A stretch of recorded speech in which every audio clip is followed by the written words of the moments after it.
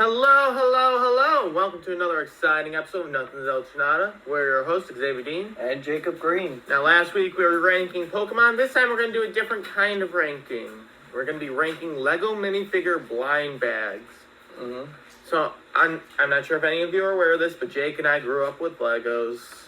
I still, when my family makes Christmas lists, and I only say that because Christmas is on the way, we all make sure to include Legos because Legos are cool. Yeah, and the minifigure blind bags are like easy gift options for the kids. I know, because I was aware of them because I say around 2010 was when I started getting Lego Club magazine. Mm-hmm. I don't know if that's still a thing, but I used to get the magazines, and that's when I first became aware of like the Lego minifigures. I don't think I got any of this series until like series 5, I think.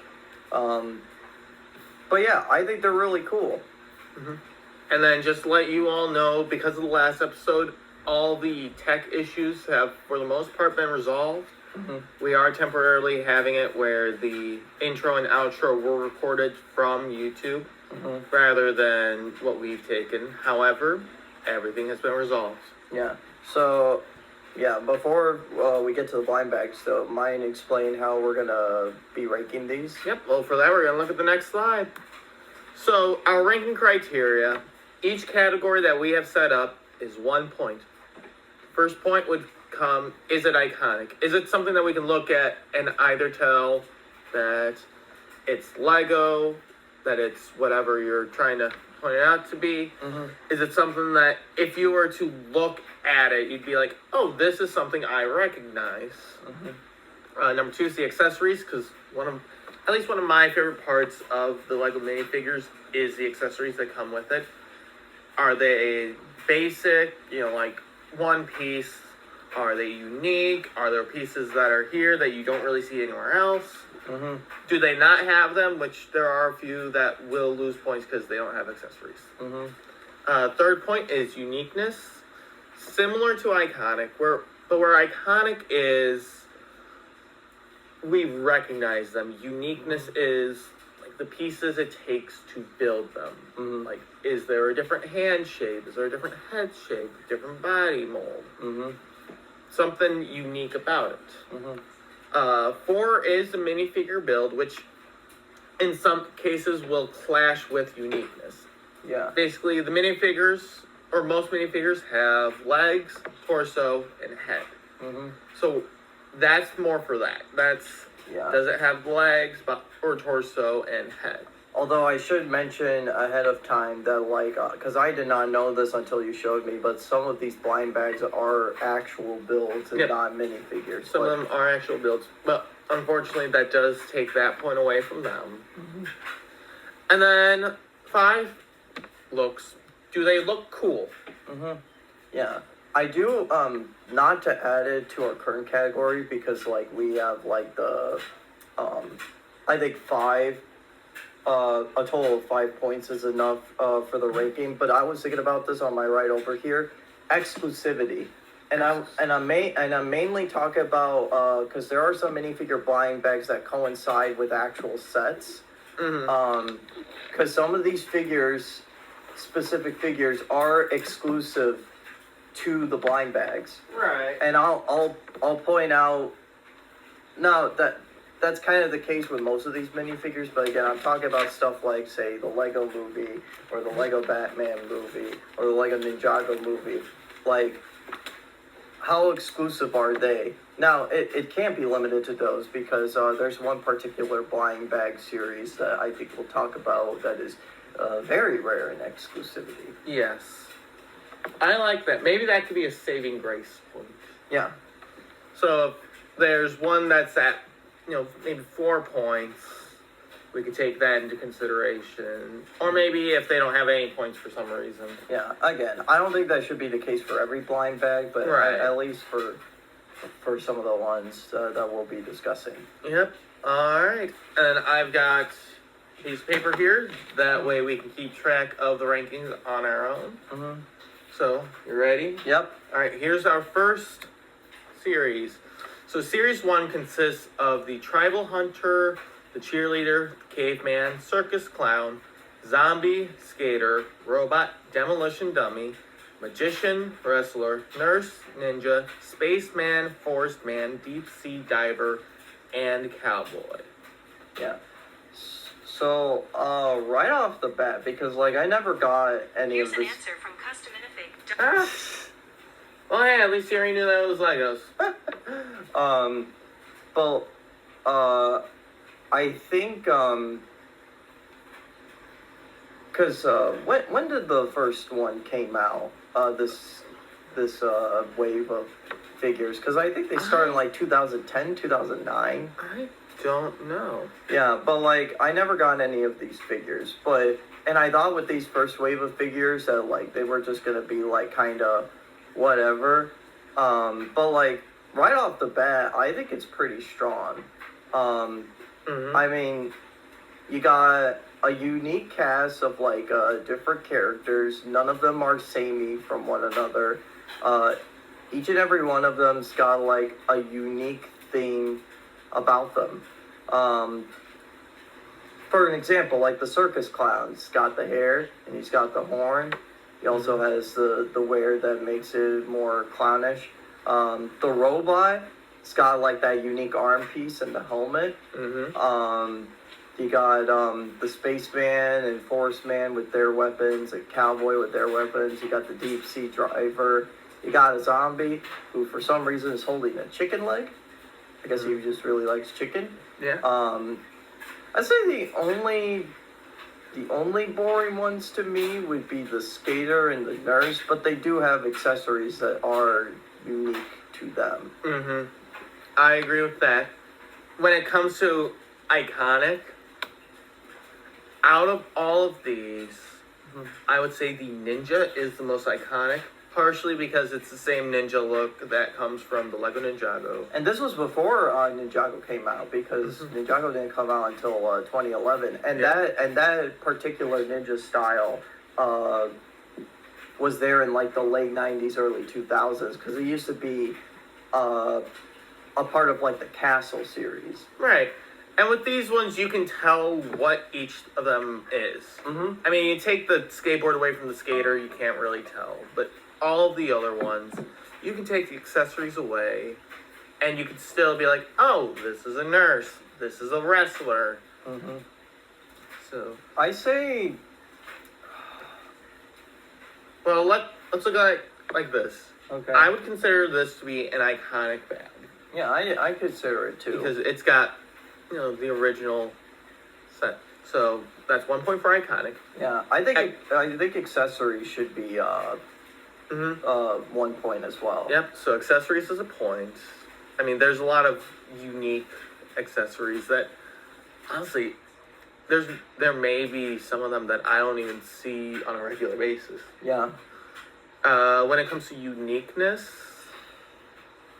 I give it a point because we've got the robot with the arm. That is true, and some of the other figures too. Like I don't. Now there are other figures that would come in like later sets coinciding to them. Like the zombie, as an example, would appear in like a bunch of Halloween themed sets. Yeah. But like I say overall, I think uniqueness is pretty good. Yep. As for build, they've all got the leg, body, and torso of a Lego piece. Yeah. And as for looks, that's on us. I feel like this is a really solid look for the first series. Sure. Yeah. Yep. So already we are starting with 5 points out of 5. 5 out of 5. Yep. So let's move on to our next series, Series 2. Series 2 holds the Mexican, the Spartan, the ringleader, the witch, the vampire, the traffic cop, the jungle explorer, the lifeguard, the mime artist, the weightlifter, pop star, the skier, the disco dude, the judoka, the judo guy, Yeah. Judoka. the surfer, and the pharaoh. Yeah. Again, I think I think this is like a pretty solid batch of characters. Now, I will point out that like for some of these characters, some of them are based off of like characters from movies. For example, the witch is clearly based on the Wicked Witch of the West, but I'm sure because of copyright reasons, they had to call her something else. So Right. she's just a witch. Yep. And then you've got the vampire, who's clearly based on the classic look for Dracula. Yeah, I say this. I say it's also a very iconic badge because like there are some very stronger elements, like the Mexican with his maracas and sombrero. Got a vampire. I think he came out before the Halloween themed sets would come out. Because around the time when the Halloween sets came, they had their own like pseudo series of minifigures. Yeah. Which we will get to later. Yeah. You got the witch with her broom. You got the Spartan with his weaponry and gear. Yeah. The skier is pretty cool, I think. Skier is cool. Yeah. I think my one big thing against iconic, you know how last time I said if you take away the accessories, there's only one that you wouldn't be able to guess what it is? Yeah. Well, this one, I would say if you take away the accessory from the disco dude, take away the accessory from the pop star, maybe take away the accessory for the weightlifter, and yeah, I can see where you're going with that. You take away those accessories, you can't really tell who they are. I may go so far as to say that for the skier as well. If you take away the skis and the all that, they do have a little more of a generic look to them. However, I would be fine with giving them a point for iconic. Yeah, sure. So 1 point for iconic. When it comes to accessories, we've got the ringmaster with a whip, we've got the Mexican with maracas, and I'm going to be honest, I have not seen maracas in any Lego sets. That is true. The weightlifter has a dumbbell. Again, I don't see that in Lego sets. Popstar's got a microphone, which, now that I'm thinking about it, this might have actually been the first blind bag my sister and I had, because I vaguely remember my sister having a Popstar. And I think I still have the afro for the disco dude. Yeah, now with these later waves, we do get some repeats. Yeah, we get some. But like, we'll get to that when we get to that. Yep. So, I would mark that as a point for accessory. Okay. As for uniqueness, the only thing I don't think would be unique is the traffic cop, because Lego City was already a thing at that time, and they already had like a bunch of cops. But even then, you gotta factor in, like, the Mexican not only has the sombrero, but also has its poncho. And again, that's another thing that I have not seen in many Lego sets. Yeah. And the witch, instead of having traditional legs, she's got the one piece to act as if it were a dress, which we may see as time goes on in later bags. Yeah. So I would say that is another point for uniqueness. Build, again, just generic build. You got legs, body, and head. Yeah. And then for looks, I don't know, I think this is, again, another solid look. Yeah. But I say give it another 5 out of 5. Yep. Again, this is very early, and like I was expecting some of these early ones to be kind of basic, but like looking at them now, they're pretty strong. Yes. This is slowly making me realize that some of those like universe-centric blind bags are gonna start looking worse and worse. Alright, so looking at our next series, we've got Series 3, which includes the hula dancer, the pilot, the gorilla suit guy, the mummy, baseball player, fisherman, tennis player, snowboarder, elf, samurai, warrior, rapper, race car driver, tribal chief, space villain, space alien, and sumo wrestler. Okay. And if I were to say anything, I would say that the iconic looks for this one are basic. Yeah, they are kind of basic. Like, the only ones that kind of stand out to me are the elf because this was before Lord of the Rings sets would come out. Mhm. So like that, I think that hair piece is pretty unique. The samurai, the space alien, because that headpiece is pretty unique. Honestly, I'd extend that to Space Villain too, because if you notice, it's got a robot arm and a robot peg leg. Yeah, that is true. That is. Although they pretty should have called it a space pirate because of the peg leg. Yeah, and then I think the travel thief is pretty unique too. But everyone else though. Yeah, everyone else is fairly generic. Like, you can still tell what some of them are if you take away their accessories, but like, there could have been so much more. I think about it with the fisherman because you take away his fishing pole, Mhm. and he could be just any other generic worker. That is true, but the other thing is, with how many times the fisherman has showed up through Lego Media, Mm-hmm. I think that one brings the iconic point closer. Okay. But at the same time, you've got the Gorilla Suit guy, which honestly they should have just called him Gorilla. Mm-hmm.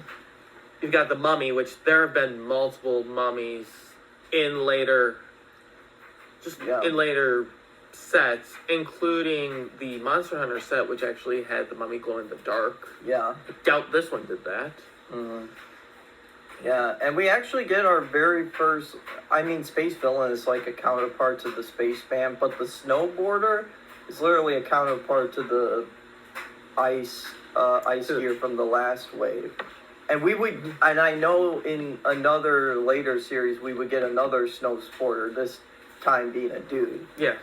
I don't know. I feel like this one loses the point for iconic. I think so too. There's nothing that besides a few figures, that one doesn't. They don't stand out that much for me. Right. As for accessories, I don't know. I love the accessories for this one.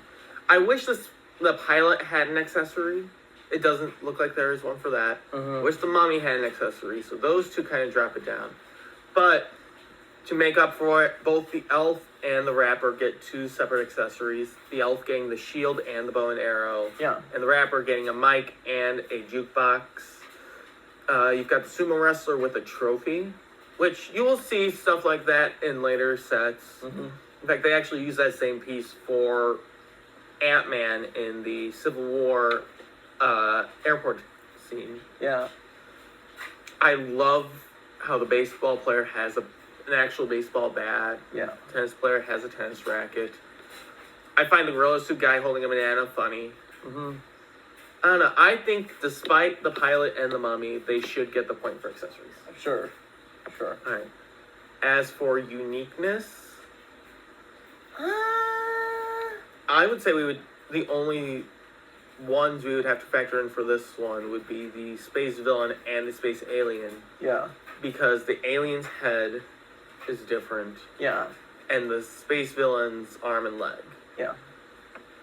But other than that, there isn't really any major unique. This is the first time we're seeing the baseball cap for the baseball player. Yeah, but like we had Lego caps even before. We did have Lego caps. And I mean, it is a unique piece, but like, we got several of those now. So I was gonna make an argument for the snowboarder, but the snowboarder hat and the race car driver helmet tend to match up. I don't know. I think it loses a point in uniqueness, at least for me. All right, but it does gain a point in build because again, they've got the legs, they've got the torso, they've got the head. I'm pretty much making this a free point for most of them. Yeah. And then last one is looks. I don't know. I'd like to give them a point for looks because Sure. I like how these ones look. Yeah. All right, so Series 3 ends up with 3 out of 5 points. Not bad, but could be better. Yes. All right, moving on to Series 4. We've got the monster, which thankfully they didn't call it Frankenstein because Frankenstein is not that monster. Frankenstein's the monster, but not that one. Yeah. We've got the monster, we've got kimono girl, soccer player, artist, the lawn gnome, hockey player, crazy scientist, ice skater, punk rocker, sailor, musketeer, street skater, Viking, werewolf, surfer girl, and hazmat suit. And the more we are going through these, the more I'm realizing I started collecting blind bags a lot sooner. Yeah. Because I feel like I had the crazy scientist and my sister had the ice skater. Yeah, I've not had any of these, but I do recognize them again from Lego Club magazine. But like, I will say I think this is, in terms of iconic, I think it's stronger than the last series. Oh, definitely. Definitely. Because like, I think, yeah, this is the very first minifigure that we get with the shorter legs. Yeah, At with least the lawn gnome. Yeah, in terms of the blind bag, but like, but we get other types of unique pieces too. So I think it gets a point for like iconic. I like giving it a point for iconic. And accessories, I think it hits it with the. Oh, definitely. Well, you've got the hockey player with the hockey stick. You've got the crazy scientist with the beaker. You've got the trophy, but they've expanded how the trophy looks for the soccer player. Yeah. Got the artist and the hazmat suit guy. Yep, and the lawn gnome. Which for some reason has a fishing pole? Why not? Don't knock on anyone's hobby. I don't know. And then the Viking. Yeah, so I think it gets a point for accessories. Yep, so far we're at 2 points. As for uniqueness, I would say, if we were to count uniqueness for anything, it would be the hats and helmets that are worn. Like, the head for Frankenstein's monster. You know, that one is, I would say, pretty unique, at least for this. We've got a lot of really cool hair pieces. The punk rocker's got the mohawk. The crazy scientist has the crazy scientist hair. I love the ice skater hair for some reason. Oh yeah, I do too. And then we've got the hazmat suit guy and the Viking who have those unique helmets. Albeit, Vikings don't have horns on their helmet, but I digress. So, would you be willing to give it a point for uniqueness? I say so. Alright, so we got a point for uniqueness. For build, Gets a point for that. yep, again, it's legs, body, head. Mm-hmm. And the last part is looks. I think it's strong with the looks. It is very strong with the looks. Mm-hmm. So another 5 out of 5 set. Yeah. So far, it looks like Series 3 is the only one with less than 5 stars. So moving on to the next one. Okay, now this is the very first series I remember getting stuff for. Because I got most of these figures. Go ahead and list them. Yep. Alright, so we've got the Graduate, the Gladiator, the Royal Guard, the Ice Fisherman, Cave Woman, Lizard Man, Zookeeper, Lumberjack, Small Clown, Fitness Instructor, Detective, Evil Dwarf, Boxer, Egyptian Queen, Gangster, and Snowboard Guy. Okay.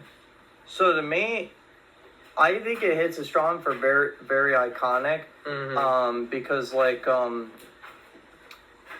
I don't know. It just seems like very diverse from one another. And this is something that people might have taken notice. If you've seen any of the Lego movies and see that some of these minifigures appear in the Lego movies, well, they do. Yeah. Yeah, because I know the Lizard Man appears in the... The Lizard Man is a weird icon for... It because is. the Lizard Man shows up almost as much as Stan Lee shows up in the Marvel movie. Yeah, it shows up a lot. Yep. And this Evil Queen was the basis for the Cleopatra in the Lego movie. Yeah, yeah. And I mean, it's clearly supposed to be Cleopatra, and the detective's supposed to be Sherlock Holmes, but I think it's more of a rights issue than anything. But but yeah, I think a lot of them are all iconic, so I give them a point for iconic. I would also give them a point for iconic. For accessories, this one hits hard with the accessories. I mean, you've got the diploma for the graduates. You got the club for the cave woman. You've got the pie for the clown, snake for the queen, and the machine gun for the gangster. And the axe for the lumberjack. Don't forget the axe for the evil dwarf. Yeah, but they're two different pieces. They like are. The lumberjacks is like a literal like axe, and it's one piece. The evil dwarf's axe is Well, actually, this is a very common way that minifigures would build their axes is through that method. Yep. But it's both very unique ways. Yep. And then you've got the zookeeper. Zookeeper's got the banana and the monkey. Yeah. So I would say that's a point for accessories. Yeah. Uniqueness? I mean, Lizard Man does stand out in terms of uniqueness. Yeah. But I don't know. Compared to some of the other sets, like the Graduate is a very unique set, or unique build. But other than that, I think it loses a point, honestly. As Yeah. much as I do like it, I think it loses point for uniqueness. mm-hmm. Build? Yeah, They're all that's- minifigures. Yep. You got the legs, body, head. Looks? I think it hits as strong with looks. Yes. So I say, yeah, give it a 4 out of 5. All right. 4 out of 5. Mm-hmm. Yeah, I really like this wave. And although Snowboarder Guy is not that unique compared to Snowboarder Girl, I do recognize it more than Snowboarder Girl. Probably because of the colors. Yep. All right. Number 6, or series 6, I should say. We have the Flamenco Dancer, Lady Liberty, Clockwork Robot, Sleepyhead, Surgeon, Skater Girl, Mechanic, Butcher, Intergalactic Girl, Leprechaun, Genie, Classic Alien, Bandit, Minotaur, Highland Battler, and Roman Soldier. Okay, so I will say, I think a lot of them, I don't know, because like, we got a leprechaun and we got Genie, got your mythical creatures, that's pretty cool. We get a classic alien, so not like the last alien where like, that alien actually looks a lot like the aliens for a series of sets that would come later called Aliens Conquest. Mm-hmm. But this is more of your classic movie-styled alien. We got the Minotaur with its unique headpiece. I remember getting the Surgeon as well, and the Genie. Oh, and the Statue of Liberty too, and the robot. Yeah. But honestly, I feel like the only Lego piece here that has any sort of iconic look to it is Lady Liberty, and I feel like that's more for the Marvel, like Lego Marvel games rather than anything else. yeah, so I feel like with iconic, it does lose a point. yeah, I think so too, and despite that fact, accessories. I don't know, because you've got several of these minifigures without accessories. Like Yeah, well, Clockwork Robot. you also get some repeat stuff from like previous waves, like Yes. Galactic Girl and Classic Alien basically have the same gun. Minotaur's got the same axe to the evil dwarf. Yep, Surgeon's got the syringe again. Yeah, the stake piece is unique for the Butcher and the Cleaver too. Yep, and we do have the teddy bear for the Sleepyhead. That's And the lamp for the Genie.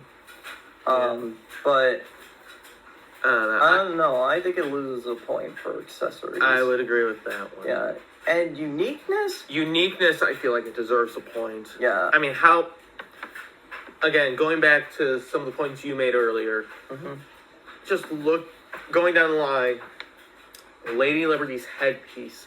I haven't seen anything else other than that for Lady Liberty. Yeah. The Clockwork Robot's head is unique. Yeah. We've got the Leprechaun with the short legs and the hat. Yeah. We've got the Genie, which is one of the first times that, like, bottom torso part, or not bottom torso, but, like, the legs part goes from the two walking legs to that more spectral Yeah. look. And you got the Minotaur headpiece too. And the classic alien headpiece. Yeah. So I think it gets a point for uniqueness. So 1 point for uniqueness, Build. 3 point. Yeah, they're all standard minifigures. And it looks. The only thing that I think you could say are similar to each other is like the Roman Soldier and the Highland Battler, because Right. they're basically even though they're different cultures, they're kind of the same trope. But other than that, I think it's pretty unique. Yeah, I'd like to put a point for looks as well. Mm-hmm. So not a strong start, but a strong finish. Series 6 ends. I will say, despite Series 6 not being as strong, I do think it's better than Series 3. Mm-hmm. Like, Yeah. I think there's just a lot more standout figures. Yep. Alright, moving on to the next part. We've got Series 7, which has the Galaxy Patrol, the hippie, bunny suit guy, rocker girl, grandma visitor, ocean king, Viking woman, bagpiper, jungle boy, swimming champion, tennis ace, daredevil, Aztec warrior, computer programmer, bride, and evil knight. Okay, I need to mention this right away. I love how they just avoid copyright by just giving them the names. Like Grandma Visitor, that's Little Red Riding Hood. Ocean King, that's King Neptune. Jungle Boy should be called Jungle Man because you don't look like no boy to me. That's Tarzan. But I'll say, in terms of I don't know, what do you think of iconic? Because like Honestly, I feel like the only piece here that is somewhat iconic is the bunny suit guy. and the Aztec Warrior. Oh yeah, Aztec warrior. Everything else is fairly generic. Yeah, a lot of these pieces you've kind of seen before, so Yeah. I don't think it would get a point for iconic. Accessories though, I think it kind of hits strong with the accessories. Yeah, where else can you find a bagpipe? Yeah, well, you got the Aztec Warrior. I think the headpiece is very unique. The headpiece is very. I don't see that too often. I love the axe that the rocker girl has. Yeah. No, that's a guitar. Yeah. Oh, the right. guitar's called an axe. Okay. Yeah. And you're the music guy. Yeah. Yeah, except I don't play guitar. That is true. I love the medal for the swimming champion. Yeah, the bagpipes for the bagpiper. Mm-hmm. The Oshiki does have the trident, but you could also get that in Atlantis. The Atlantis sets when they were a thing. And you got the carrot and the bunny hat for the bunny suit guy. So I think it could get a point in accessories though. Mm-hmm. I would agree.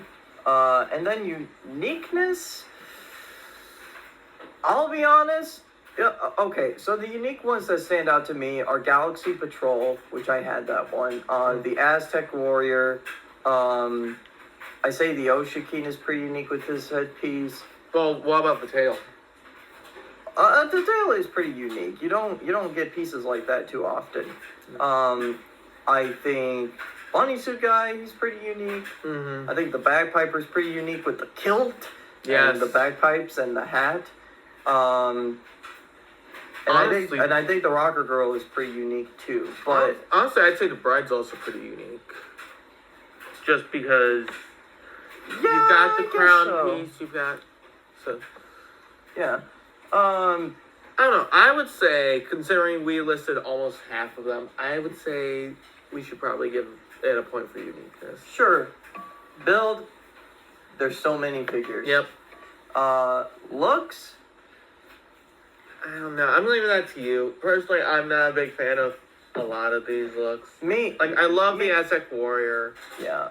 I feel like the Galaxy Patrol's a little too chunky.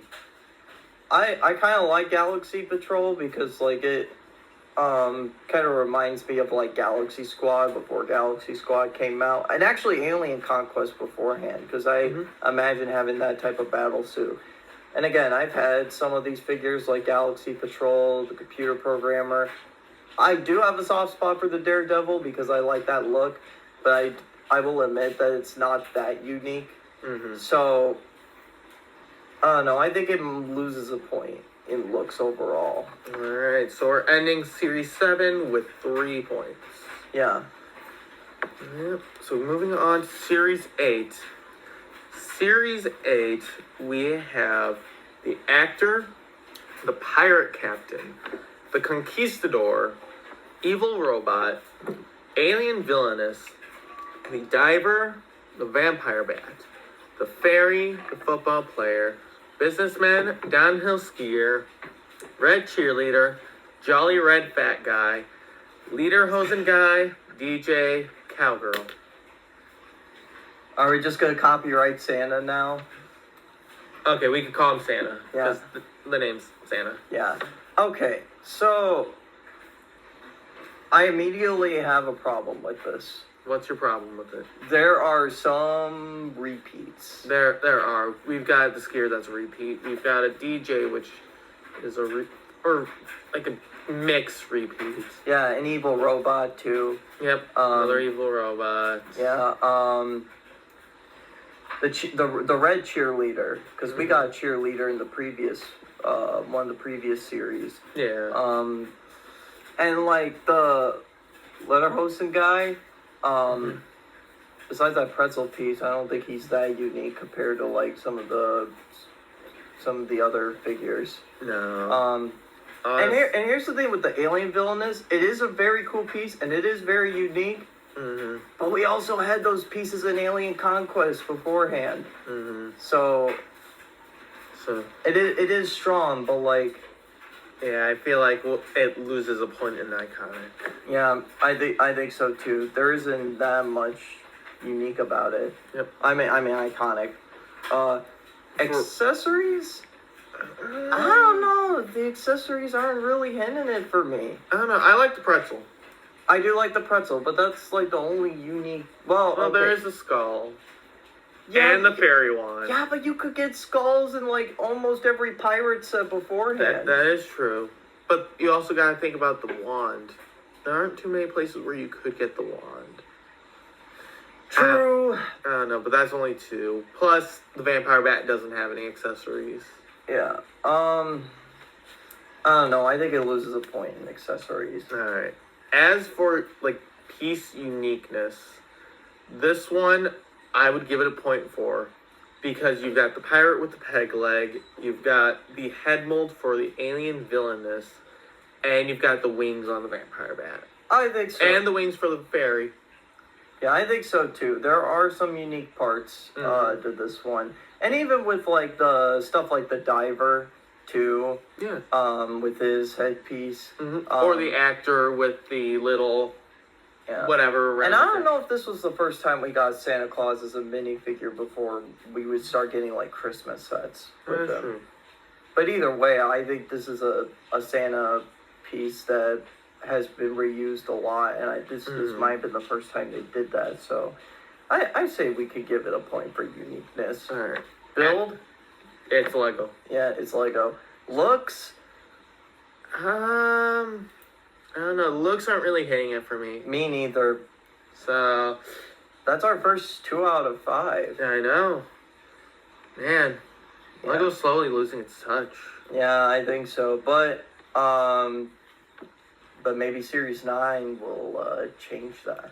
Well, Series 9 consists of the Waiter, the Alien Avenger, the Plumber, the Roman Emperor, the Battle Mech, Fortune Teller, Hollywood Starlet, Heroic Knight, the Judge, Mr. Good and Evil, Policeman, Mermaid, Forest Maiden, Cyclops, Chicken Soup Guy, and Roller Derby Girl.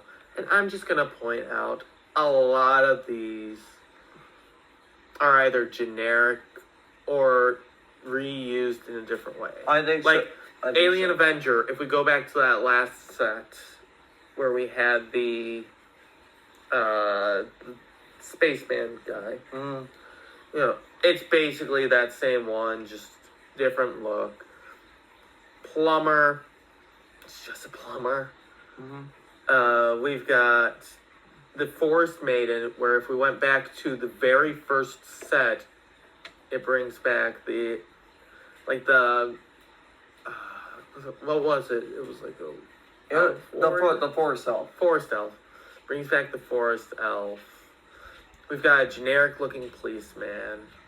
We got a knight, which we've already had a couple of those. We've got a Roman Emperor now instead of a Roman Knight. We've got a battle mech that honestly could be like a robot. The Alien Avenger is basically a repeat of the last series Galaxy guy. That was what I was talking about at the beginning. Oh, okay. And then you've got the waiters, who's literally just a guy in a tuxedo. Yeah, he could be anybody. Yeah. He could be Bruce Wayne. He could be Bruce Wayne. Mhm. I With don't a know. mustache. I'd say when it comes to iconic, this one loses a point. Yeah, I think so too. For accessories.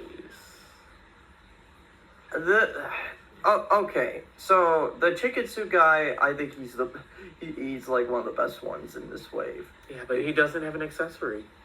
No, but like the wing. Well, okay, I guess we're not in uniqueness yet. We're not The mallet for the judge, I think, is pretty unique to him. There's that. The plunger, I think, is a good accessory. And then you've got the starfish. But those other are than that, But those are the only ones that stick out, though. yeah, I don't know. I think it loses a point in accessories too. Me too. Uniqueness. The Lego pieces that, for me, stand out for this. We've got the judge with the wig and the robe. Yeah, the Baumech guy, his suit pieces are pretty unique. Yeah, his suit pieces are pretty unique. The Cyclops with the head, Mhm. which, by the way, I had the Cyclops. That head is actually part of a helmet. So it's just a big eyepiece. But it's still a unique look. And of course, what you were mentioning, chicken suit guy. Yeah, I had chicken suit guy, and I've always thought he was pretty unique. Yeah. Other than that, though, I mean, it's different. It's a different tale for the mermaid. Yeah, different color, but like. How far back was it? No, Yeah. because this one had a bigger base than this one. Okay, all right. I guess so, but I don't know. I don't know. I don't really want to give this one a point for uniqueness. Me neither. So, 0 for 3. Build, It's just a minifigure. yeah. And then looks. There's not that much standing out. Again, No. the thing that stands out to me is the chicken suit guy. Yeah, but that's about it. So, it loses a point there. Our So- first 1 out of 5. Yeah. Do you think this one deserves the saving grace for exclusiveness or no? Again, I think the only exclusive one would be the chicken suit guy. Yeah, so. No. I guess I just really care for the chicken suit guy. Yeah. So, unfortunately, Series 9 does not hold up to expectations. Mhm. Lego's going down. You know what I think it should do? File for bankruptcy. No. Release another blind bag with a specific exclusive Lego piece. Right. Series 10. Mhm. Now, the main pieces for this are the Librarian, Medusa, Roman Commander, Warrior Woman, Tomahawk Warrior, Skydiver, Bumblebee Girl, Grandpa, Paintball Player, Sea Captain, Sad Clown, Revolutionary Soldier, Baseball Fielder, Trendsetter, Decorator, motorcycle mech. But, and I looked this up, I think they released 1,000 of these minifigure sets Mhm. with a Mr. Gold minifigure. Yeah, so I remember this in the Lego Club magazine advertisements at the time. Mhm. He was very elusive because although it did came out in 2013, which I think it was a pretty like heavy gold year because that was when Ninjago's Final Battle Wave came out, and that had Gold Lloyd, who was pretty much all gold with like gold hands, but with the Mr. Gold figure, though, I mean, you got the top hat, you Mhm. got the staff with the crystal on top, you got the gold tuxedo. Like, he's easily the most standout figure out of this bunch, Yeah. for sure. But I will say, some of the other people are also pretty unique, too. Because, Mhm. like, I like Medusa, I Yeah. like the Bumblebee Girl, I like the Tomahawk Warrior. I mean, Grandpa's Grandpa, but hey, I like me a Grandpa. And for me, I would say when it comes to iconic, Mm-hmm. the Sea Captain is a pretty iconic piece for Legos. I think Oh, I think so too. You've got that. The motorcycle mech, especially when it comes to Lego City Undercover. That I feel like that one's iconic. Yeah, I have that figure too. The paintball player. I don't know. I mean, paintball player may not be as iconic, but you know what is? The Roman commander. Because whenever I think of a Lego Roman commander, that is the Roman soldier that I think about. You think Lego has a thing for the Roman Empire since they've done this a lot in previous series now? Yeah, when do the Greeks get a chance? And of course, you gotta think about how iconic Mr. Gold is. Yeah, I say it does get a point for iconic. Yep, it does. For accessories, I would say, because the Sad Clown, Medusa, and the Skydiver don't have accessories. Yeah, but the accessories that are there are not that unique, though. I mean, Well, the Warrior Woman's like. I don't know. I was gonna go against you with that one. Really? The librarian's got a book, which all their book pieces open up to actual books. Okay. You've got the Bumblebee Girl with the honey pot. Grandpa's got the newspaper and the mug. Yeah, but those could be like interchangeable with anything because they're not necessarily unique pieces. Mm-hmm. Well, yeah, but then you got the Seagull for the sea captain. You've got the Revolutionary Soldier's musket, which is pretty cool. Yeah, but that piece has also been around for so long, with like the pirate stuff. And if you think about the Tomahawk Warrior, how many times do you see the Tomahawk? You do make a fair point. And then what about the paintball player? His paintball gun is sort of unique. It's more unique. It's more unique than the rifle. I will say that. Right. And then of course you got Mr. Gold's staff. But Mr. Gold's staff, the pieces are not that unique though. The pieces themselves aren't that unique. You basically have a lightsaber with a gem at the bottom. But at the same time, I would consider, I like that accessory. Okay. So I want to give it a point for accessory. Okay. No. I will. In terms of uniqueness, though, the pieces that stand out for uniqueness to me, Medusa, because you got the headpiece and you got the snake back, the Bumblebee Girl with the head and the wings, and Mr. Gold. I'll give it a point for uniqueness. Again, I think Mr. Gold carries a lot of the weight. Yes. For build, they're Lego. Yeah, they're Lego.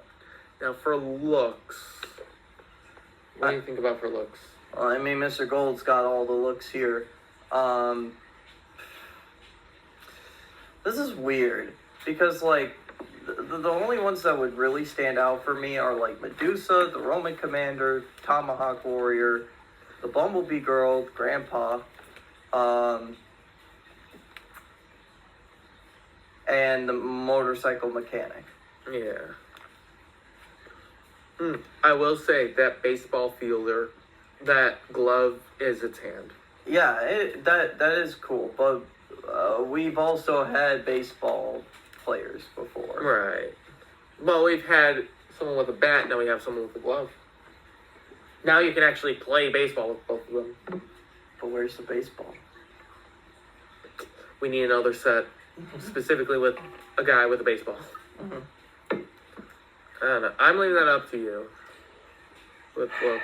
You know what? Let's give it a 5 out of 5. Because the thing is that, Mr. Gold is such an elusive guy. And, he goes for some pretty unique prices. Because, I was looking it up the other day. And, he might be up there in terms of price range. All right. Jake, you want to introduce this next set while I grab some more water? Sure. Alrighty. So, up next we have Series 11. And in this one... Do you need some water? Oh, no, I'm good. We got the Barbarian, the Scarecrow, the Pretzel Girl. Surprised that the other one wasn't the Pretzel Guy, but I digress. Evil Mech, Island Warrior, Gingerbread Man, Holiday Elf, the Yeti, the Mountain Climber, the Welder, the Scientist, I forgot this one had the saxophone player. Yay. the diner waitress, the grandma, the constable, and Lady Robot. Okay, so in terms of iconic, off the bat, I think Yeti is pretty iconic because he appears a lot. He kind of reminds me of like the Lizard Man. Mm-hmm. In terms of like the iconicness. Gingerbread Man, I think would be pretty iconic too. Yeah. I wish the saxophone player was more iconic. I think so too, because like I mean, apart from like the saxophone, like you take it away, it's just a mob boss with no gun. Yep. But we also have some repeats, or at least what would you call them? Counterparts to previous. Because we had the Clockwork Robot, now we have the Lady Robot, which is basically swapped. We got Grandma, which like it is unique from Grandpa, but like we now have a woman scientist instead of a man scientist. Yeah. Mountain climber kind of looks like the skydiver, just with different accessories. Yep. And then the pretzel girl is, the counterpart to the Lederhosen guy. I don't know. I don't think they're that iconic. The only thing that really stands out for me is the Yeti. Yeah, I'd say the same thing. Yeah. I will give it a point for accessories though, because like I mean some of the stuff isn't that unique, but like I mean, the saxophone player, it's a literal saxophone. Of course you'd give it a point because it's saxophone. Yeah, well, no. Not for the diner waitress who has a plate with a ice cream, whatever. I think that's or the cool. mountain climber with the rope and the pickaxe. I think the welder's torch is pretty cool. The welder's torch is really cool. Yeah. Or the gingerbread man with a mug that says "Drink Me." Mm-hmm. I didn't realize it says "Drink Me." Oh, and you got the elf with like his president teddy bear. Yep. So like, and you've got the scarecrow with the pitchfork. Yeah. So I think it gets a point for uniqueness. All right. I mean, not uniqueness, accessories. As for uniqueness, I think I'd get a point for uniqueness as well. I think so. I think that what really carries the weight is the Yeti. I don't know. I'd say the gingerbread man carries the weight. I think it's both. Yeah. Yeah. So, point for accessory, point for uniqueness, no point for iconic. Build. It's Legos. It's Lego. Mm-hmm. I've been waiting for you to know this. I was debating on that one, or there was another mug in there with Lego minifigures, but it also has my name on it. Oh, nice. So. Yeah, and then looks. I don't know. I like how some of them look. Me too. I think we could give it a point for looks. Again, I don't, because like I didn't point this out, but like Evil Mech is kind of a repeat of like the Battle Mech guy. Right. And then Lady Robot is also a repeat. Diner Waitress is kind of a repeat of like some of the roller skating people. Mountain Climber's a repeat of like the Skydiver. But I say we got some pretty good standout ones. Yeah. Here. All right. So moving on to Series 12. Now, Series 12 has the Wizard, the Hun Warrior, moving on from Roman to the Hun, Fairy Princess, Video Game Guy, Battle Goddess, oh, never mind, we went back to Rome, Space Miner, Lifeguard, Prospector, Jester, Dino Tracker, Pizza Delivery Man, Rockstar, Swashbuckler, Piggy Guy, Genie Girl, and Spooky Girl. Okay, so I say in terms of iconic, I think the Wizard kind of stands out. The Wizard does stand out. I mean, we at this point we've gotten like all sorts of different wizards from like Harry Potter and Lord of the Rings and you name it. But like his pieces are pretty unique too. Yes. To him. I think let's see. I don't know. Other than that, like I'd say Spooky Girl.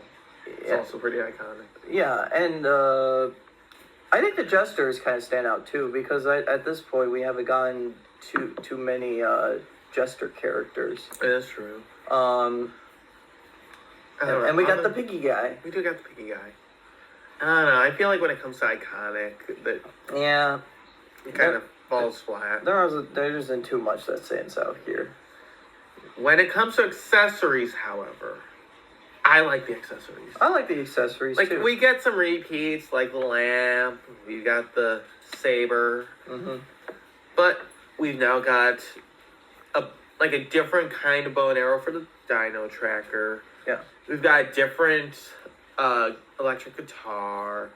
The teddy bear, instead of it being the normal brown one, Yeah. is now the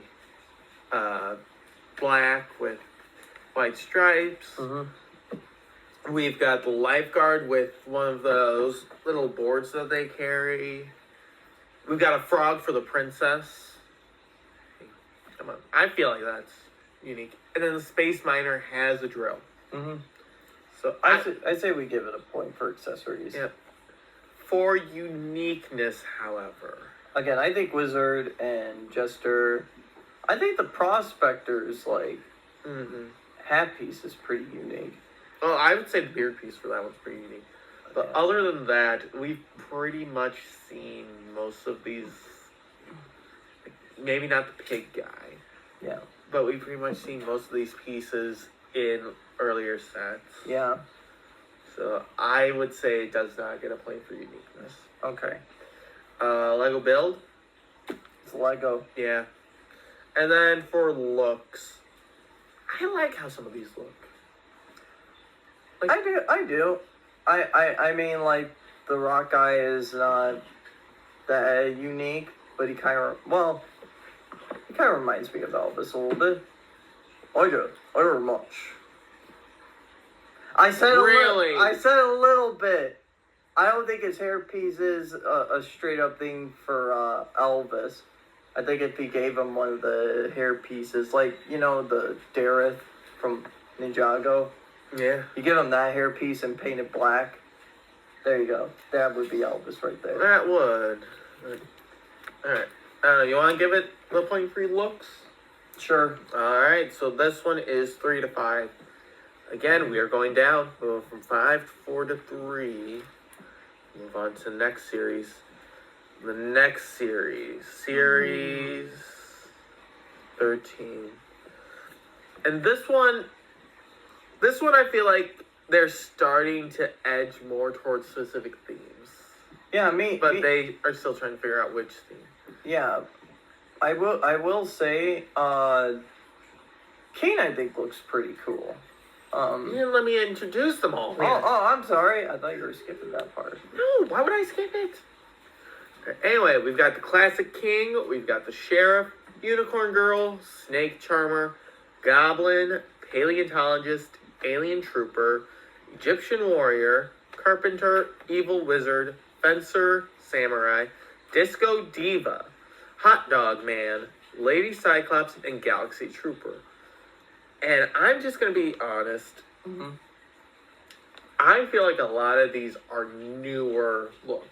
I think so too. I mean, I think the head crown for the king is pretty unique. Mm-hmm. I like. The fun thing about that crown piece Mm-hmm. and the beard are connected. Because I've got that one somewhere in the garage. Yeah. But like you got the cape pieces for like the evil wizard. Mm-hmm. You got the fencer. I think looks pretty cool.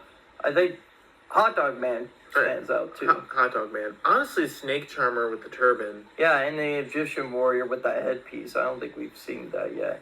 And the alien trooper with his headpiece as well. We do get repeats. We have a few repeats. Yeah, with the Lady Cyclops, the Galaxy Trooper, Disco Diva a little bit. Mm-hmm. And the Samurai. I don't know. I would still consider a lot of this to be pretty iconic. Sure. So I think it stands out. Yep. 1 point for iconic. With accessories, I like the accessories for this. I like the accessories too. I think we could give it a point for that. Yeah. I mean, if you look at the Alien Trooper's gun, it's a different kind of gun. We've got a different sword and shield for the warrior. We've got a different sword for the goblin. We've got a saw for the carpenter. And the hot dog man. Yeah, we've got the hot dog man. Yeah, I think we could give it a point for like accessories. For uniqueness, I'd like to give him a point for uniqueness. Yeah. I think the evil wizard and the classic king really carry that. Yeah, and the hot dog man. And the hot dog man. I like to see very standout figures that you don't see too often. You know, the same thing with like Lizard Man and the Mr. Gold and and the chicken suit guy. All right. Same thing with Hot Dog Man. I love goofy suit guys. Yep. All right. For build, I mean, they're Lego. Yeah. And then for looks, I like how these look. Me too. So I think there's nothing wrong with them. So another 5 out of 5. Yeah, sure. All right. Again, like we got a few repeats, but I think we're starting to see some unique ones. All right. I gotta let the dog out. You want to introduce the next one? Sure. All right. So series 14, we got the wolf guy, the zombie pirate, the monster scientist, the wacky witch, the plant monster, the fly monster, the specter, or is it spectre? I don't know. The zombie cheerleader, the tiger woman, the gargoyle, the skeleton guy, monster rocker, zombie businessman, banshee, the squarefoot, and spider lady. Okay, so this is the Halloween thing. Yep, this one is the Halloween theme. This is where Lego officially started with their themes. Yeah, and I say iconic off the bat. I think Yes. a lot of these are very iconic. I mean, this was after like the Monster Hunters like theme. Mm-hmm. So like we do have pieces there, Yeah. but I still say this is very unique. I mean that ghost piece for the band. Well, actually, we're not in uniqueness yet. No, I say in terms of iconicness, they're pretty good and pretty standout-ish. Well, not only that, some of these minifigures do make a reappearance in the Lego Worlds game. Specifically, the ones I'm thinking of are the Fly Monster. I'm pretty sure Squarefoot makes a reappearance. Mm-hmm. I think Wolf Guy and Zombie Pirate both make a reappearance. Mm-hmm. So I would agree with iconic. Again, this is the first set where they actually start themes. When it comes to accessories, I like the accessories that come with it. Me too. I think this is the first time we've seen a chain in the form of a specter. Again, we got a different type of guitar for the monster rocker. We got a camera for Squarefoot, which is one of the funniest things to me. Yeah. Plant Monster has vines. So, want to give it a point for accessory? Sure.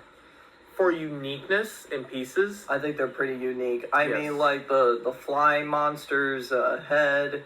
well, Wolf Guy, Fly Monster, Squarefoot, and the Plant Monster all have unique heads. Yeah, and the monster scientist.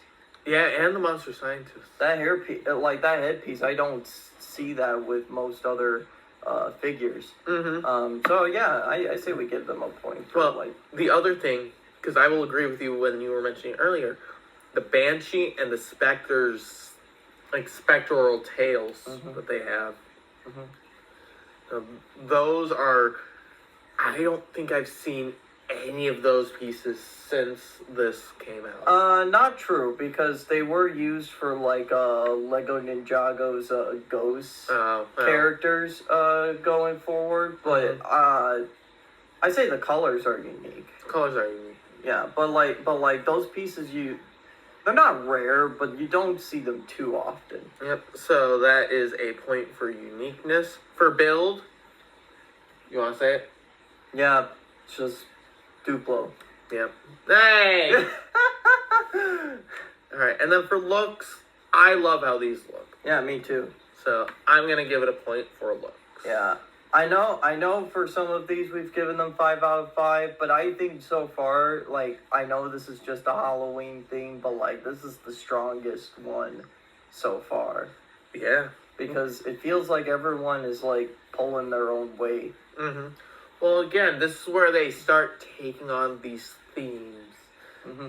Every other one, it's just throw random pieces together, which I wish we still had those for these Lego series, but unfortunately, we're stuck with themes.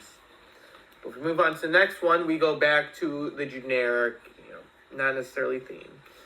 Here we have the farmer, the astronaut, the frightening knight, the clumsy guy, tribal woman, flying warrior, the fawn, the animal control officer, the janitor, ballerina, laser mech, kendo fighter, shark suit guy, wrestling champion, jewel thief, and queen. Okay, I have to say this. I think they all look pretty iconic. They all have a really iconic look. Well, okay, I think I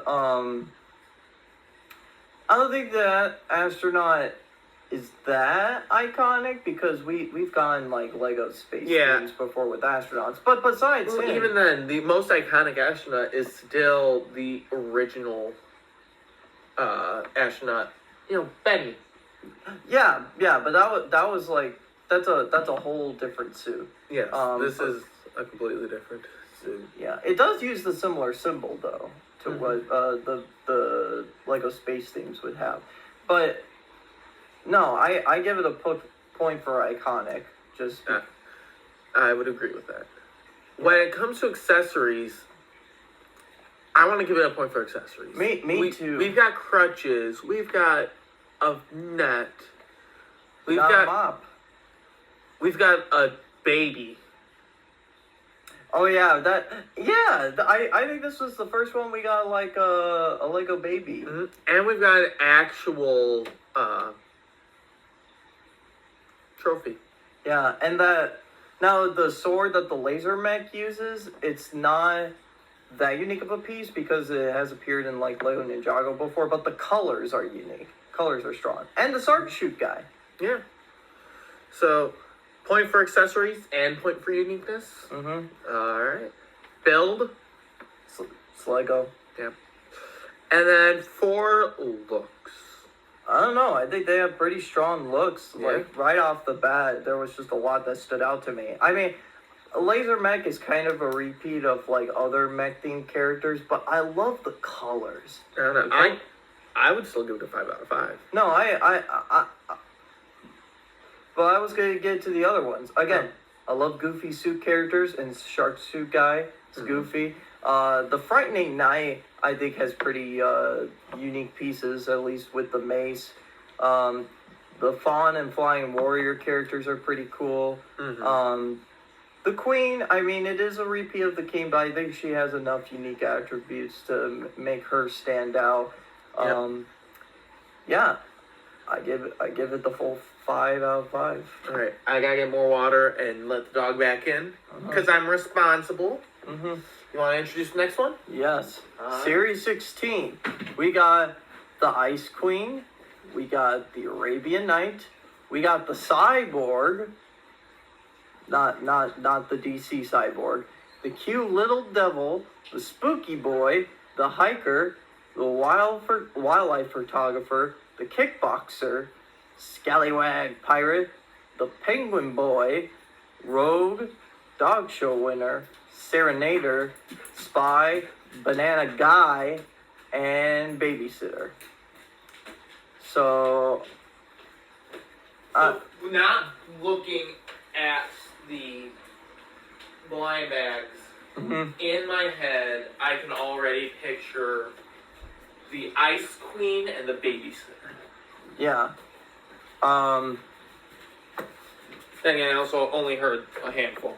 Yeah, so I say in terms of iconicness, I say the Ice Queen really stands out, and the cute little devil girl, I think, kind of stands out. It's a spooky boy, not a devil girl. No. Oh, well. But since you mentioned Spooky Boy, I will say we do have some repeats. There's a little few. bit. But what about the penguin? Okay, or the banana? Yeah, that was the first time we get those pieces, so I guess it could. I'd like to give it a point for iconic. Sure. I'm also saying that because for the longest time, because I had the Rogue, I used the Rogue as the Green Arrow. 'Cause it's the Green Arrow from CW. Yeah, and then accessories. I think we got some pretty cool accessories here. I would agree. I think the accessories that specifically stand out, the babysitter's got another baby, different type of baby. The Ice Queen has that ice Yeah, that shoots out. And for the Rogue, I know we've seen that bow and arrow before, but we haven't seen the quiver on the back. Yeah. Oh, and we got the Serenader with his guitar. We do have the same arrow with the guitar. So I guess it could get a point for accessories. Alright. Uniqueness, though. I think the only unique part about this, compared to some of the other sets we've seen, is the banana suit. Yeah. And the penguin. Yeah, and the Ice Queen. The Ice Queen's colors are Ice- pretty unique. Yeah, but other than that, Yeah, I don't think it gets a point for uniqueness. no. And then build. Yeah, that's a minifigure. Yeah, and then looks. I like how some of these look. I like how some of these look too. So 4 out of 5. Yep, 4 out of 5. Mm-hmm. Alright, 16 down. A lot more to go. So now we are at Series 17. And with Series 17, we have the Professional Surfer, Circus Strongman, Gourmet Chef, Corncob Guy, Veterinarian, Hot Dog Man, Butterfly Girl, Roman Gladiator. Back to Rome! We should try and get all the Roman minifigures and build a Roman army. That is true. The Connoisseur, the Battledorf, Retro Spaceman, Yuppie, Rocket Boy, Dance Instructor, Elf Girl, and the Highwayman. I would say when it comes to iconic, what comes to mind for me? I like Corncob Guy. That's the only one I could really see. Maybe the Gourmet Chef. And Rocket Boy. Rocket Boy. That piece is pretty unique. But we're on iconic. All right. I don't know. I'd say Corn on the Cob and Gourmet Chef might be the only two iconic pieces here. Okay. But we do bring back Hot Dog Man.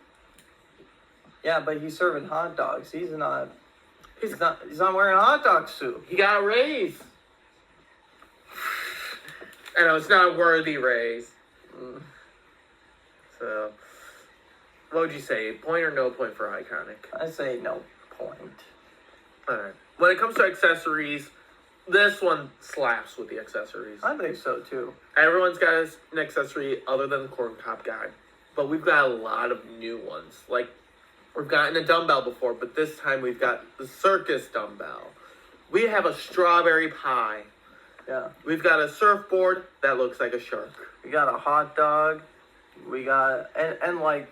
We've got one of those old phones. And I mean an old phone. I don't mean, like, you know, what we grew up with. And we got those muskets for the Highwayman.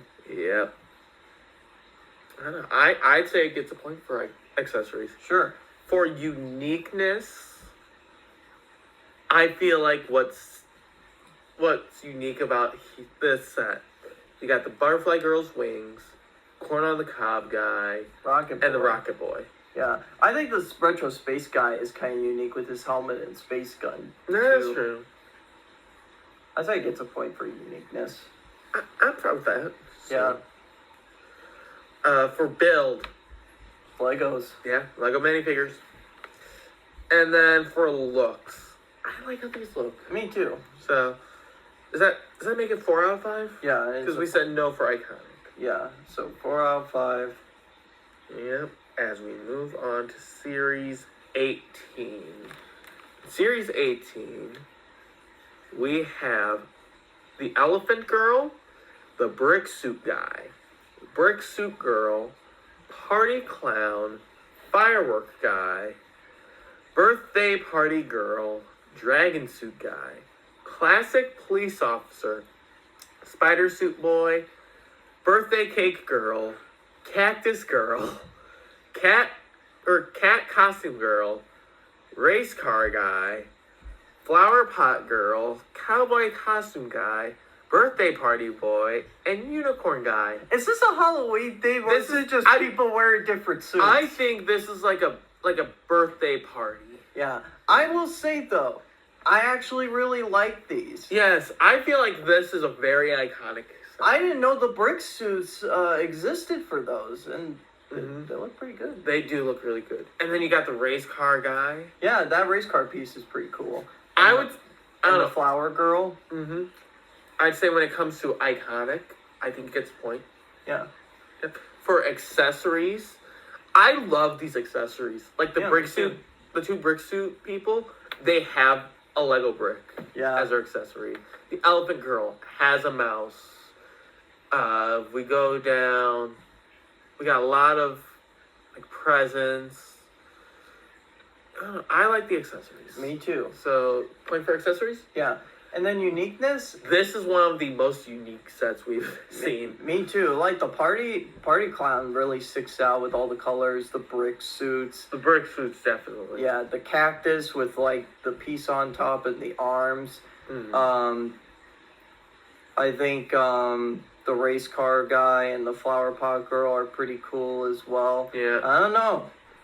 I think they look pretty unique. Yep. So the build, it's just Legos. Yep, just a Lego minifigure. And looks, it hits strong. This is another strong 5 out of 5 next to the Halloween themed one. Yes. Like I said, this is where Lego, I feel like Lego is starting to say, or see, we should be focusing on series with iconic looks and like a theme rather than just throwing random pieces together. But they don't learn long enough because we now have Series 19 with the Video Game Champ, the Shower Girl, the Fright Knight, Monkey King, Programmer, Mummy Queen, Jungle Explorer, Firefighter, Dog Sitter, Pizza Costume Guy, Galactic Bounty Hunter, Gardener, Rugby Player, Fox Costume Girl, Bear Costume Girl, and Mountain Biker. I will say, I think some of these could be pretty iconic. Yeah, some of these could. Pizza Costume Guy, I think, is the most standout one. The Jungle Explorer, I must point out, that is straight up Johnny Thunder from like the old Lego sets, who's a very reoccurring character. He just has a more updated look to him. I think the Bear Costume Guy is pretty cool. Yeah. And the Fox Costume Girl and the Mountain Biker. I think this was the first time we got a motorcycle accessory for these blind bags. So I don't know. I like how these look. I feel like iconic, however, I think the only real iconic piece other than Pizza Costume Guy is the Monkey King. Yeah. Oh, I forgot to point out Monkey King. Yeah, this is Wukong before Monkey Kid sets would come out. Oh, do you want to give it a point for iconic? Because again, I don't really picture a lot of these when I think of Lego. Me too. I don't think it should get a point for iconic. I mean, but you want to know what it should get a point for? It's accessories. Yes, there are so many accessories, and so many of them that are new. Yeah. Like, we got a flamingo, we've got a chicken, we've got whatever rugby players play with. We've got a green rubber duck. Yeah, and a chameleon. Yeah, and we got the pizza suit too. Yep. And then we've got the programmer with the laptop and the mini robot. Yeah. I'd say this one definitely gets a point for accessories. Yeah, I think so too. Uniqueness? Yeah. I think it is definitely gets a point for unique. Very much unique. Yeah, and then looks. I mean not looks. Build just like those. Yeah, honestly we could probably skip Bills for a while. Just say media point. Yeah, and then looks. I like how it looks. I like how it looks too. I mean, Pizza Costume Guy sticks out. Jungle Explorer, I think, sticks out. Honestly, all of them stick out. Yeah, I think so too. I mean, I want to re-journey to the West, just because of like some of the stuff I've learned from like Monkey Kid. and Fukan. So I want to re-journey to the west. So yeah, this is 4 out of 5. All right.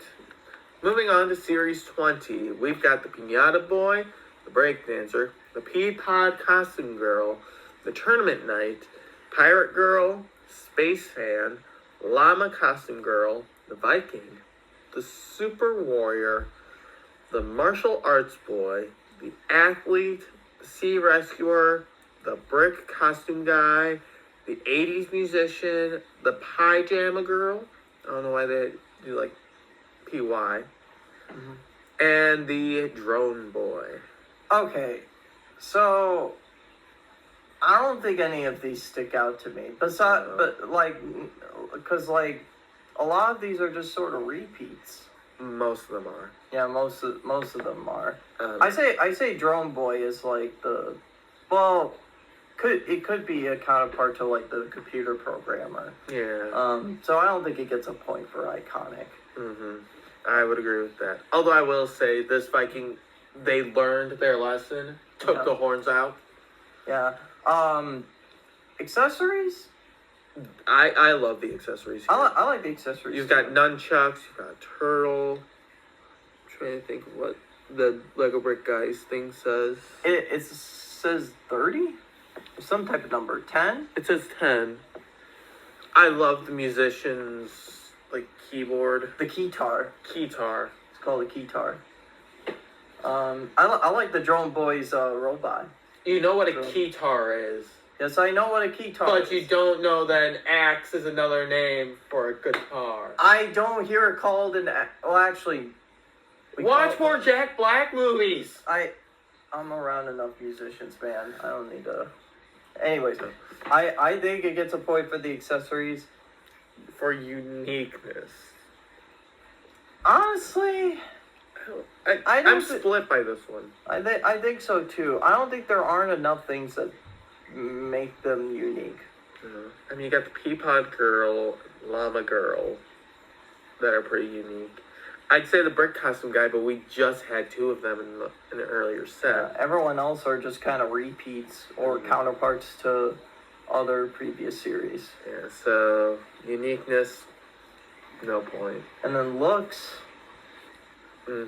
I don't care for a lot of these looks. Some of them look kind of bland to me overall. I agree. But it does get a point for the build, because they are still Lego minifigures. Yeah. So that is a 2 out of 5. The first one in 12 series. Yeah. Man. We're going back down. Now, for Series 12, speaking of going down, we are going down in the amount of Legos. Yeah. Or Lego minifigures.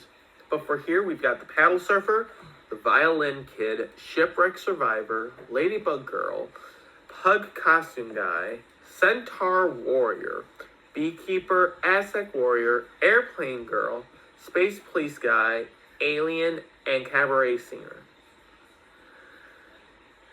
Okay, so I do like the fact that they finally reduced the figures down because, like, I mean, when you have, like, all those different figures, you have to make separate things for all of them. So I will respect them for doing that. In terms of iconic, though, I don't think this is at all. I like the Centaur Warrior. I like the Centaur Warrior too, but I don't. But that's the only one. I wouldn't consider it iconic though. No, I wouldn't think so either. I don't think it would get a point there. And accessories. I don't know. The violin is the only one that sticks out for me. Everything else is just kind of whatever. We've seen a lot of this different stuff before. Yeah, so probably no for accessories. Yeah, uniqueness. I will make the argument for uniqueness. I mean, you got the Centaur Warrior. And you've got the Airplane Girl, which I guess could be a counterpart for the race car guy, but it's an airplane versus a race car. Yeah, and then Space Police Guy, I think, is pretty unique. I mean, we did have Space Police themes before, but, like, that was, like, years ago. So, and, of course, Cabaret Singer's head dress. Yeah. So, and it's another alien head. So I think we could give it a point for uniqueness. Yeah. In terms of looks, I don't know, nothing really. Nothing that really sticks out that much. Yep. So is this another? This is like a 2 out of 5. Yeah, because we got uniqueness, and then we got the iconic build. Mm-hmm. Moving on to Series 20. Oh, moving ahead. Moving on to Series 22, we've got the Robot Repair Tech, the Chili Costume Fan, the Troubadour, Snow Guardian, Horse and Groom, the Figure Skating Champion, Night Protector, Forest Elf, Bird Watcher, Raccoon Costume Fan, Space Creature, and Wheelchair Racer. Okay, this is a big improvement from like the previous series. This is, yeah, seriously. Yeah, because like the previous series, despite reducing the number, there wasn't enough unique attributes. I think there are more unique attributes with this one. Yes. Well, iconic. Mm-hmm. So, I don't know, would you want to mark this as iconic? I mean, I think so. I think there's a lot of like, what do you think? I would like to put this as iconic. Sure. I think the ones that really stand out for me as iconic, the Chili Costume Fan, the Robot Repair Tech, the Night Protector, I think Snow Guardian, I think looks pretty cool. Mm-hmm. The Wheelchair Racer, yes. I think is pretty cool. The Wheelchair Racer is the one that I would like to put for iconic. Yeah, because this is one of the first Legos that I'm aware of that becomes more inclusive to people with disabilities. I think this is the very... No, it's not the first handicap Lego minifigure. It is the first one to actually have some sort of wheelchair. That is true. So, mark 1 for iconic. Mm-hmm. Accessories. I love the accessories. I like the accessories too. I like that robot. I like how the Chili Costume Fan has a melt. I agree with that one. The Night Protector's gear, I think, is pretty unique as well. The Wheelchair Racer's wheelchair is pretty cool. Yeah, I say we give it a point for accessories. All right. For uniqueness? I say it's pretty unique. Yes, it is very unique. Again, you've got the Wheelchair Racer, who I feel like is the highlight for this set. Yeah, me too. I think Night Protector's also pretty high, too. Mm-hmm. And Chili Costume Fan, again, I love goofy costume characters, and it... See, but you mentioned the Chili Costume Fan, but not the Raccoon Costume Fan. But we've gotten a whole bunch of animal costume things already. We also got one of the previous ones was a fox character. That is true. And the Robot Repair Tech, I think he has some pretty unique stuff going on, too. So that is a point for uniqueness. Mm-hmm. Build, again, minifig. Legos. Yep. Looks, I think it hits strong with the looks. It does hit strong with the looks. So... Is this another 5 out of 5? Yes, this is. Okay. We're back to 5 out of 5. Okay, Took a little break from it, but we're back. Mm-hmm. Moving on to Series 23. Series 23, we have the Nutcracker, the Sugar Fairy, Snowman, Reindeer Costume, Elf, or Christmas Elf, Cardboard Robot, Popcorn Costume, Wolf Costume, Turkey Costume, Fairy Captain, Knight of the Yellow Castle, and Green Dragon Costume. Okay, is it trying to hit some sort of holiday theme? That's what I'm thinking. Because at least at the start it felt like that, and then it went more to like a costume theme. Yeah, I will say though, I think a lot of these could be pretty iconic. Yes, I would agree. A lot of these would be pretty iconic. I'd say the most iconic one for me, honestly, would be the Nutcracker. Yeah, I think so too. I think Snowman would be too. Snowman would be as well. And Popcorn Costume. Yeah. And the Fairy Captain with its like little bow. Yeah, so I think it could get a point for iconic. Yeah. In terms of accessories, there aren't too many unique accessories with this one. So I do like the snow globe with the Christmas elf. Yeah, I do, but that's like the only one, so I don't think it should get a point for accessories. Yeah, I'm gonna agree. Accessories is a no-go. Uniqueness? Yes. They're all pretty unique from one another, and... I'd say the only like reoccurring one on here is the fairy captain. Because if you take away the fairy, it is just the captain. But other than that, this is all pretty unique. Build again, maybe. Yeah. And Looks. They all look pretty good. Yep. I would say that like Sugar Fairy is pretty repetitive from like other fairies, but like she does have the short legs. Right. Yeah, I think we could give it a point for looks. All right, and do we want to give this one a point for exclusiveness as well? Nah. No. I don't think it's that justifiable yet. All right. Well, let me know when you think we should give a point for exclusiveness. Okay. Moving on, we've got Series 24. And Series 24 consists of a football referee, and by football referee, I mean the world football, not American football. So, football referee, robot warrior, brown astronaut and space baby, carrot mascot, falconeer, T-Rex costume fan, orc conservationalist, potter, rococo, aristocrat, rock and horse rider, and newspaper kid. What the hell are these names? I don't know. I will tell you one thing though. I don't think there's much iconicness going on. No, I'd say the most iconic one is the brown astronaut, but that's because it's the original astronaut look. Yeah. Yeah. I think the orc would be pretty iconic too, with like his hairpiece and everything. But like, besides that, I don't really see anything else going on. Yeah. For the accessories. No. There's a space baby. No. There's a space baby. Yes. There's a soccer ball. There's a falcon. But we've gotten soccer balls before. Have we gotten a birds. koala before? I don't know. I'd like to give it a point for accessories because, sure, they might not be as iconic accessories, but there are so many different accessories. Like, yes, or we've gotten enough for the orc. Fine, I'll give it a point for accessories, but I'm just thinking, where else can you find a rocking horse? in your mom's house. Where? Anyways, I don't think it should get a point for uniqueness though.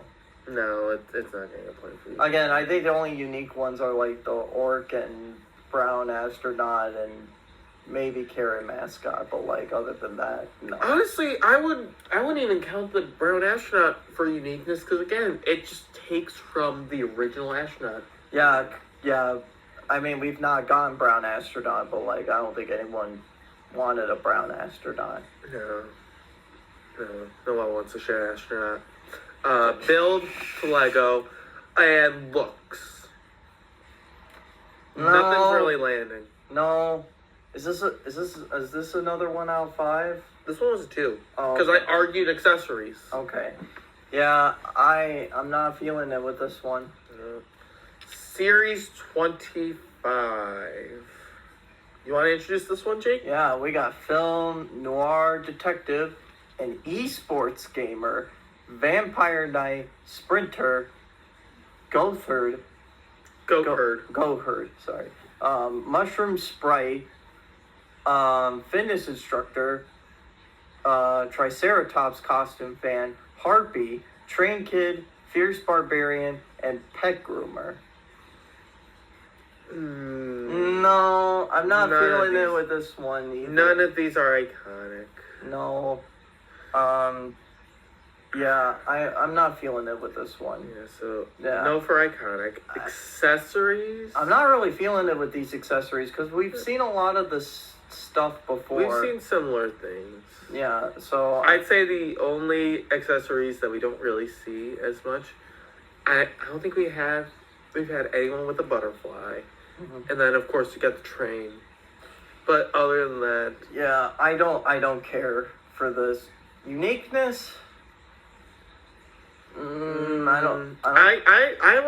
I'd want to make an argument for uniqueness. Just because we've got the harpy with different wings and claws, the mushroom sprites, mushroom head, triceratops. I mean, Yeah, but we've got all sorts of different dinosaur we've got all sorts of different dinosaur costumes, but the triceratops one does have a unique build. Or a unique shape. Yeah. And then Vampire Knight, I think that one's pretty unique. Yeah, but we've seen a lot of those different parts before. I mean, I'll give it a point for uniqueness, but like it's not.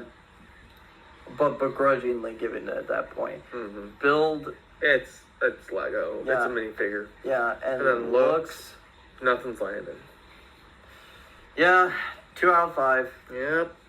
And we are back to the 2 out of 5 train.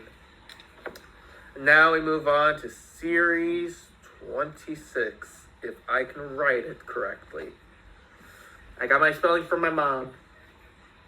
So Series 26, we've got Spacewalking Astronaut, we've got an Imposter, an Alien Tourist, Retro Space Heroine, M-Tron Powerlifter, Nurse Android, Flying Saucer Costume Fan, Ice Planet Explorer, Robot Butler, Alien Beetlezoid, Orion, and Bactron Mutant.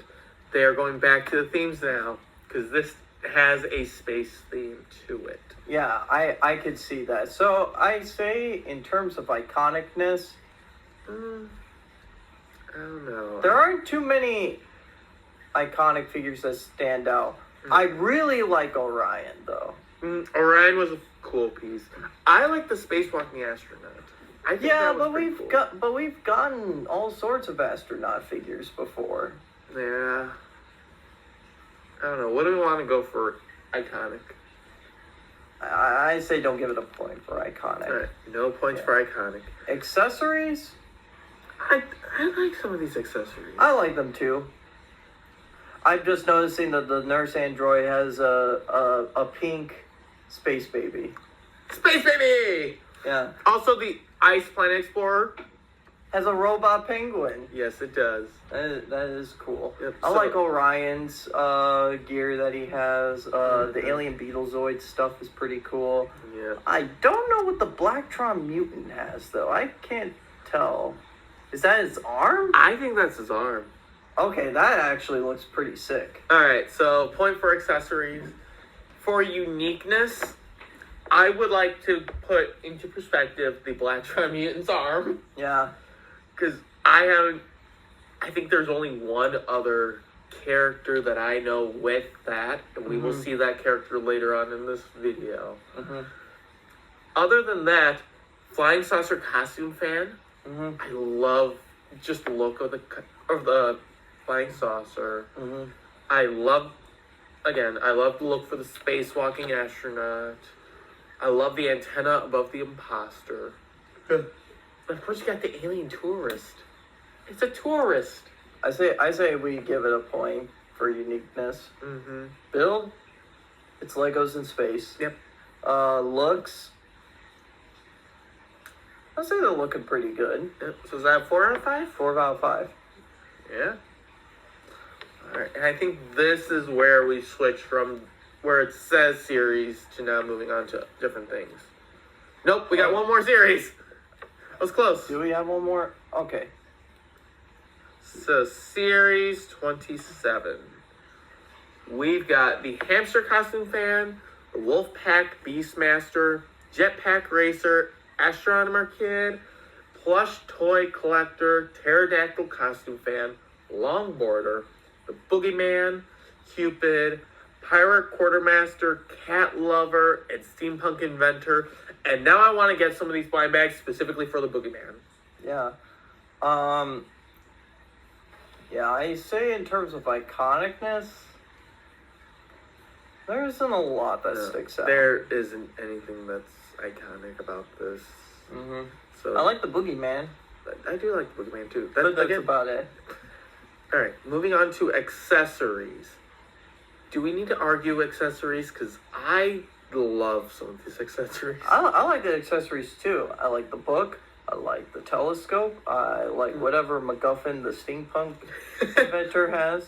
I was gonna put to attention the plush toy collector. Oh yeah, I haven't seen that at all. I've not seen those either. So I think it could get a point in terms of accessories.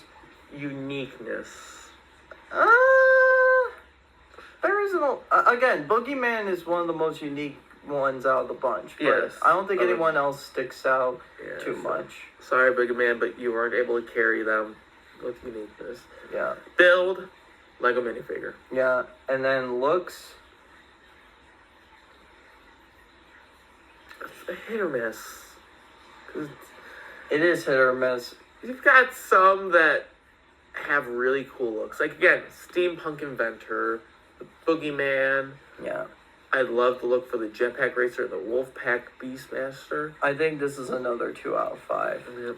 Back to 2 out of 5. Yeah. This is interesting. Because, like, I feel like a lot of the ones that had more figures have gotten more 5 out of 5s than the ones that have only had the 12 figures. Yeah, I mean, we haven't had a 5 out of 5 since Series 12. Mm-hmm.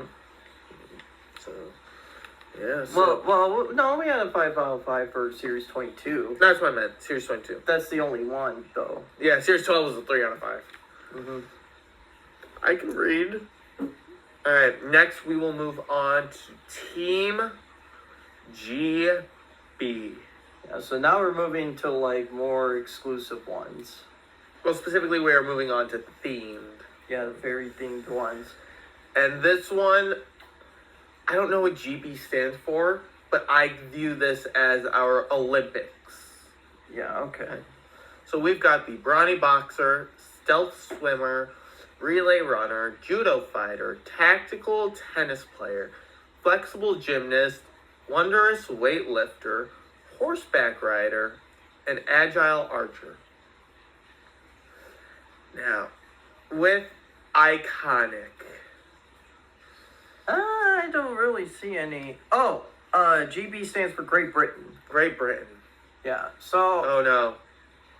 Well, actually, that does make sense because It makes of their sense, color but choices. it makes sense, but now we're Americans talking about Great Britain.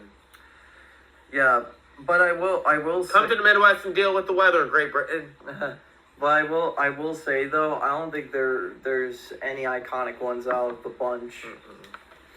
I'd say the closest one would be the stealth swimmer. Yeah, But- accessories. They're honestly not.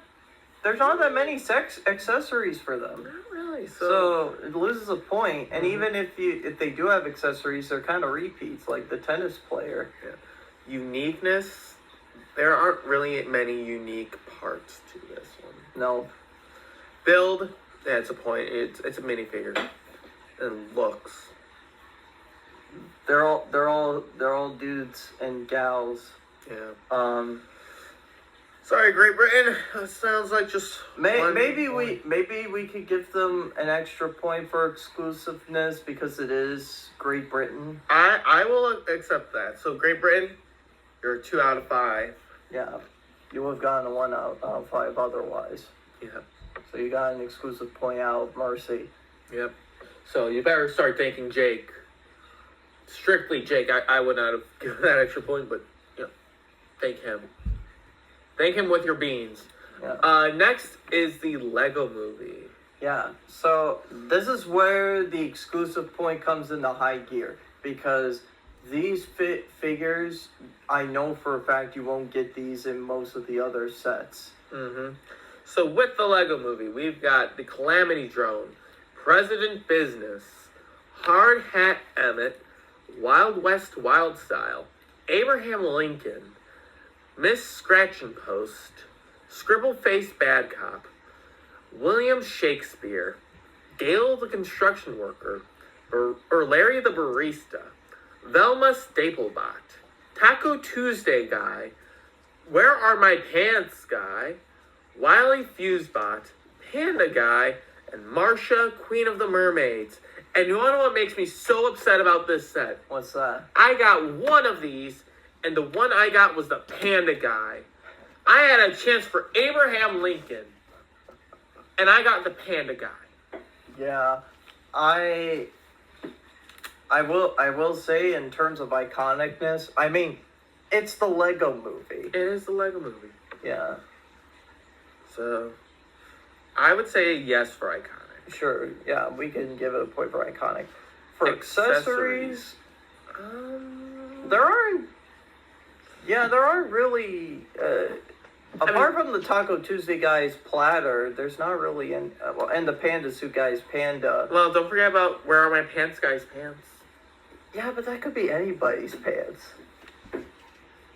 But they're his pants. Yeah, but how many minifigures are there with white legs?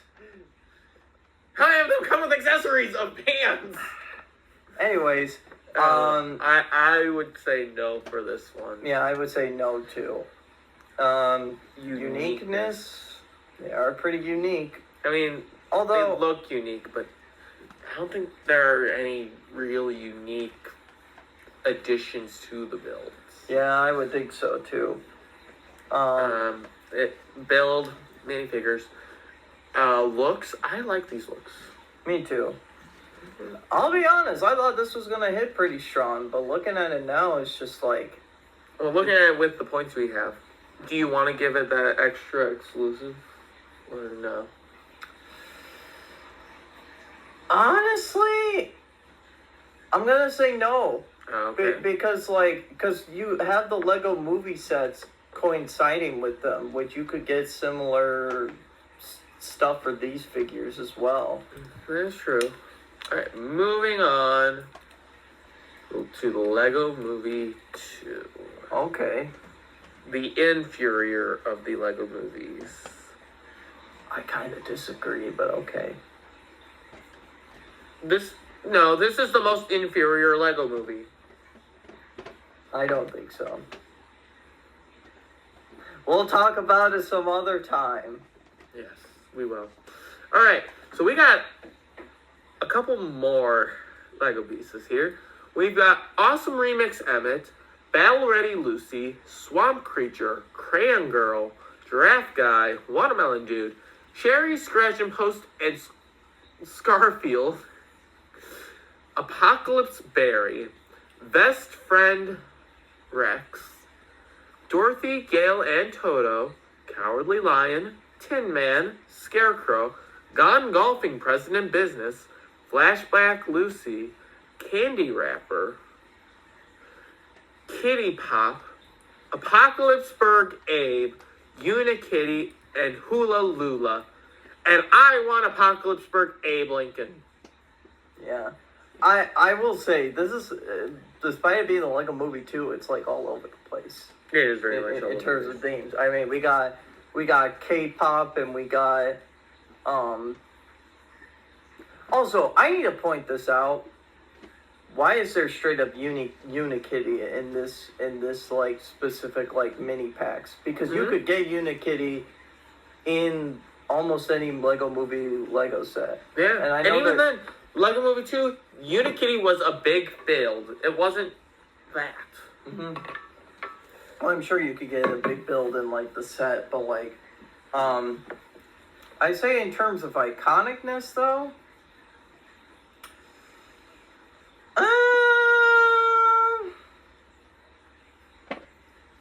I don't know. I don't think they're that iconic.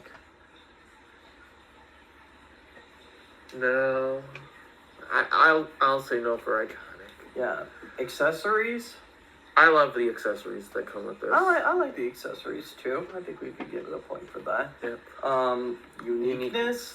I think they're very unique. They are very much. I mean, I think this is the first time we're getting like a watermelon costume and a crayon costume. Mm-hmm. And I don't know if there are Wizard of Oz.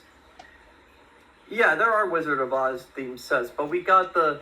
I don't think there's Wizard of Oz themed sets. Well, there was Lego Dimensions. I didn't think that had a Wizard of Oz set. It had like packs, game packs. Sure, because I remember Wizard of Oz was its own specific level. Mm-hmm. Oh, maybe it did.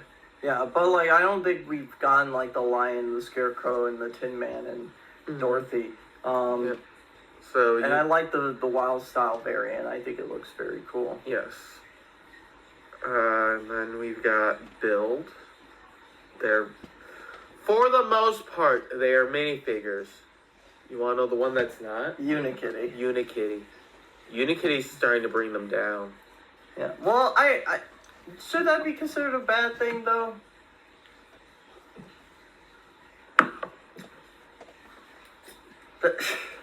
I don't know. I'm still giving them a point because the majority still have the minifigure build. Okay. Because it says a minifigure blind bag. Mm-hmm. And then looks. I like the looks. I like the looks too. So is this 4 out of 5? I think so. Alright. You want to give it the 5th one for exclusive? Sure. Alright. Let's give it to them already, because I think you won't find a lot of these anywhere else. Yep.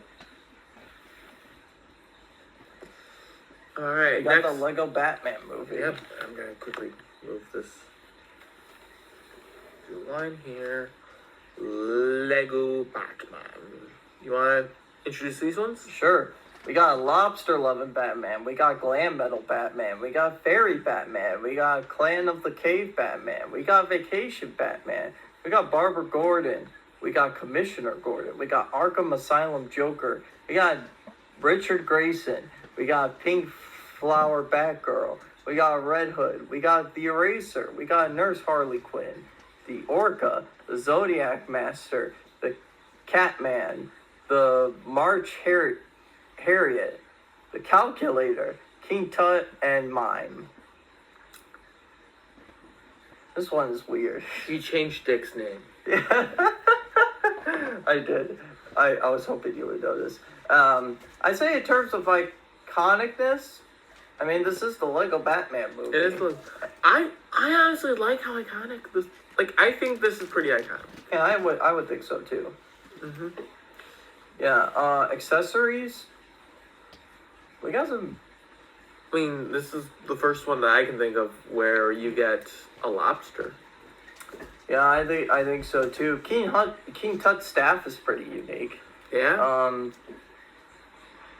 I don't know. There aren't too many unique accessories with this one. Yeah. So I say don't give it a point for the accessories. No point for accessories. Uniqueness, Yes. does get a point for that. Yep. The builds, I mean, it's Batman. And then looks, I like how these look. Yeah. So 4 out of 5. Do you want to give it a 5th one for exclusive? Yes, I would like to give it an exclusive one. Because you won't find these figures in most of the sets. Mm-hmm. All right, moving on to the Lego. Wait, hold on.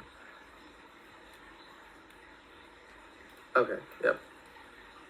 Moving on to the Lego Ninjago movie. Now, this is where I will say, despite me liking the Lego Ninjago movie, I think this is the weakest of the Lego movies. No, this one is not the weakest. This one has a loving father-son dynamic.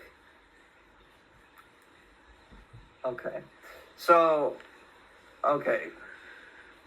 We got Kai Kendo. I don't know why they didn't call him Kendo Kai, but okay. We got Spinjitzu training Nia. We got Lloyd. We got Master Wu. We got Garmadon. We got Jay Walker. We got Lloyd Garmadon. We got Cole. And we got Misako. We got Zane. Shark Army General Number 1. Shark Army Octopus. Shark Army Angular. Shark Army Great White. Flashback Garmadon. Volcano Garmadon. Gone and Guitar Rocker, GPL Tech, Sushi Chef, and N-Pop Girl. This is another weird one. Yeah. But I guess that's the whole point of these Lego movies. Now, question for iconic. I don't think a lot of these hit the iconic mark. No. Personally. Well, because this is based off of another...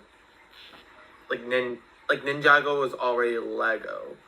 So they already had Lego Ninjago stuff. But even then, you take away, some of their accessories. That was what I was going to go off of. I was going to go off of taking away the necessary accessories as well as the Lego Ninjago sets had their own set of iconic looks that these sets kind of take away. Yeah, I will say, I give points for the Lego Ninjago movie for redesigning the characters. Well, giving them new hair pieces, that is. Because honestly, this is how I see the ninja now. I could barely look at their older designs now. Barely. Barely, yep. Alright, I don't know. I would say no for iconic. No for iconicness. I want to say no for accessories, too. Me too. There's only a couple of things that I think stick out, like Master Wu's cornflakes and Garmadon's staff. But like other than that, there's nothing else that sticks out. Yeah. For uniqueness. I don't think they're that unique. Personally. The saving grace for uniqueness, Garmadon himself. Because we've got 3 separate Garmadons. And the thing that stands out for me with that one are the 2 torsos.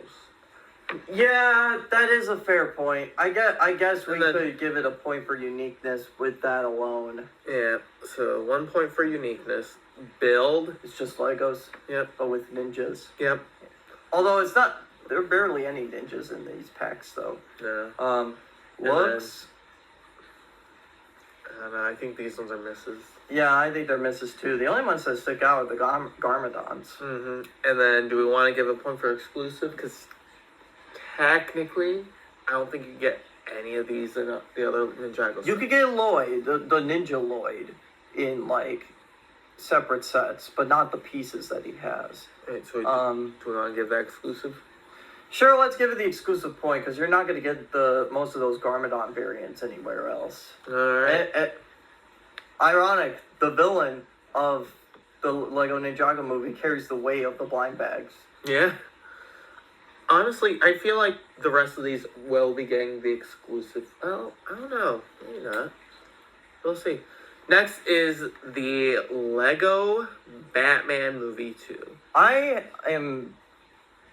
I'm sure it's supposed to be like the second variant, but I'm kind of... This is the second variant. Yeah. It seemed like they were preparing for like a Lego Batman Movie 2. Well, they're still working on one. They are? I'm pretty sure. Because because Warner Brothers doesn't have those rights anymore. Maybe not then. Because it was passed on to a different team. Or different production company. Oh. Anyways, we got Friends, Our Family, Harley Quinn. We got Friends, Our Family, Alfred. We got the Clock King. We got Professor Hugo Strange. We got Mermaid Batman. That's a weird name. Swimming Pool Batman. Tropical Joker. Vacation Robin. Vacation Batgirl. Vacation Alfred, Soccer Mom Batgirl, Killer Moth, Wonder Twin, both of the Wonder Twins. What? You don't know Jaina and Zan? I do, actually, from Teen Titans. Apache Chef, Chief, Jor-El, General Zod, Dr. Phosphorus, Black Canary, and Black Vulcan. Yeah. So, when it comes to iconic, I know we gave the iconic to the Lego Batman movie. I don't think this one has the same iconic look as the other one. I don't think so either. So, no for iconic. Accessories. Nothing's sticking out with the accessories. Not really. So I don't say we give a point for accessories. But uniqueness, I want to bring to attention Mermaid Batman. Because this is one of the only Lego sets that I know of where the mermaid tail is standing up. Yeah, okay. Yeah, I would point that out. Yep. Build. It's Legos. Yeah. It's Mayfix. I don't know. These looks aren't saying it for me. I mean, they look kind of cool. I like the Clock King. The Clock King does look cool. Yeah. Oh, Clock King was also going to be one for uniqueness, but... Yeah, but, I say we give it an exclusive point, too, because you won't find these anywhere else. Yep, so that is a 3 out of 5. Alright, hitting to hour 2. Well, finishing hour 2, I guess. We're almost at 2 hours. Mm-hmm. Moving on, we've got The Simpsons 1. So the first wave of The Simpsons. Mm-hmm. And here we have Homer Simpson, Bart Simpson, Marge Simpson, Lisa Simpson, Maggie Simpson, Grandpa Simpson, Ned Flanders, Krusty the Clown, Milhouse Van Houten, Ralph Wiggum, Apu. I'm not even going to attempt to say his last name. Never mind, I'm going to attempt to say it. Nahasapim Mepashi Metalin? Apu. Nelson Muntz, Itchy Scratchy, Chief Wiggum, and Mr. Burns. Okay, so this immediately gets a point with iconic. Because it's The Simpsons. It is The Simpsons. Everyone knows The Simpsons. Accessories? I like love the accessories. I like the accessories too. Lisa Simpson is not Lisa Simpson without the saxophone. I'll agree with that. Mm-hmm.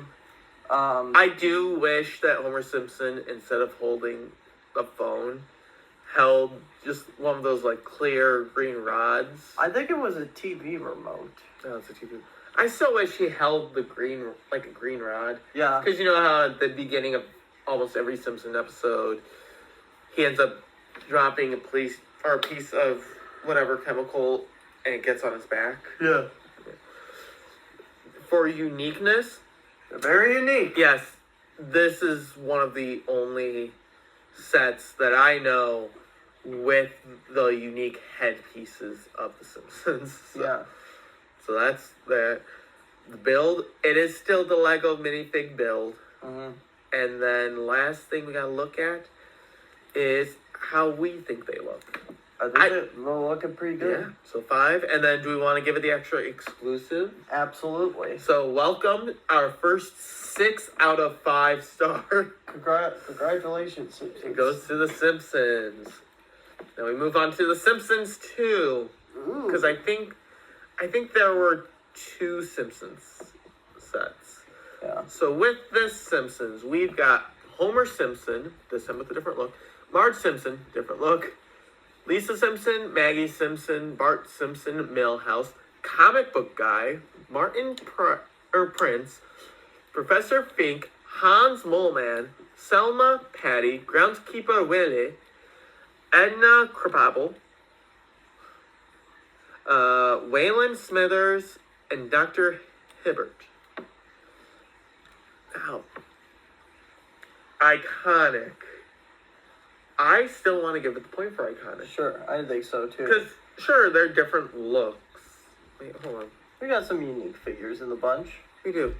I was about to say that Maggie figure is the same, but it's a different headpiece. Mm-hmm. Yep, so iconic stays.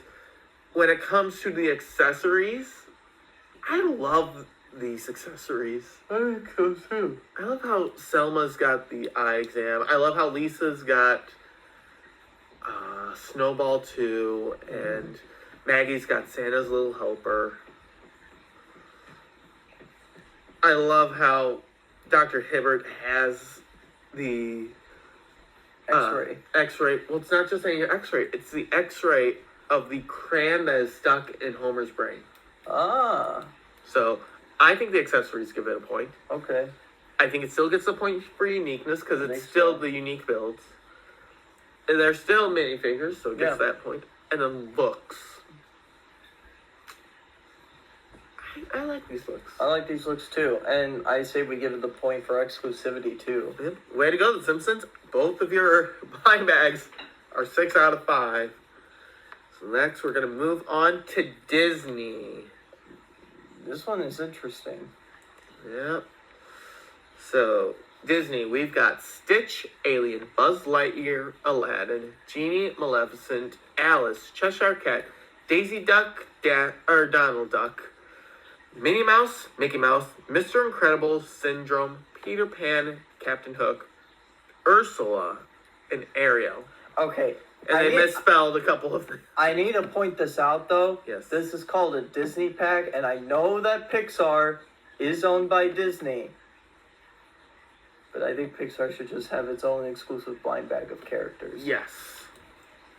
Yes, it should. But in Alright. terms of iconicness, I mean, it's Disney. It's Disney. I think the only one that isn't as iconic is Cheshire Cat, but No, I would say Cheshire Cat is equally as iconic. Because you've got the iconic smile. yeah. So, accessories, I think it falls flat. I think so too. There's barely any accessories. I think they were more into like the character design, so they were giving them accessories. Yeah.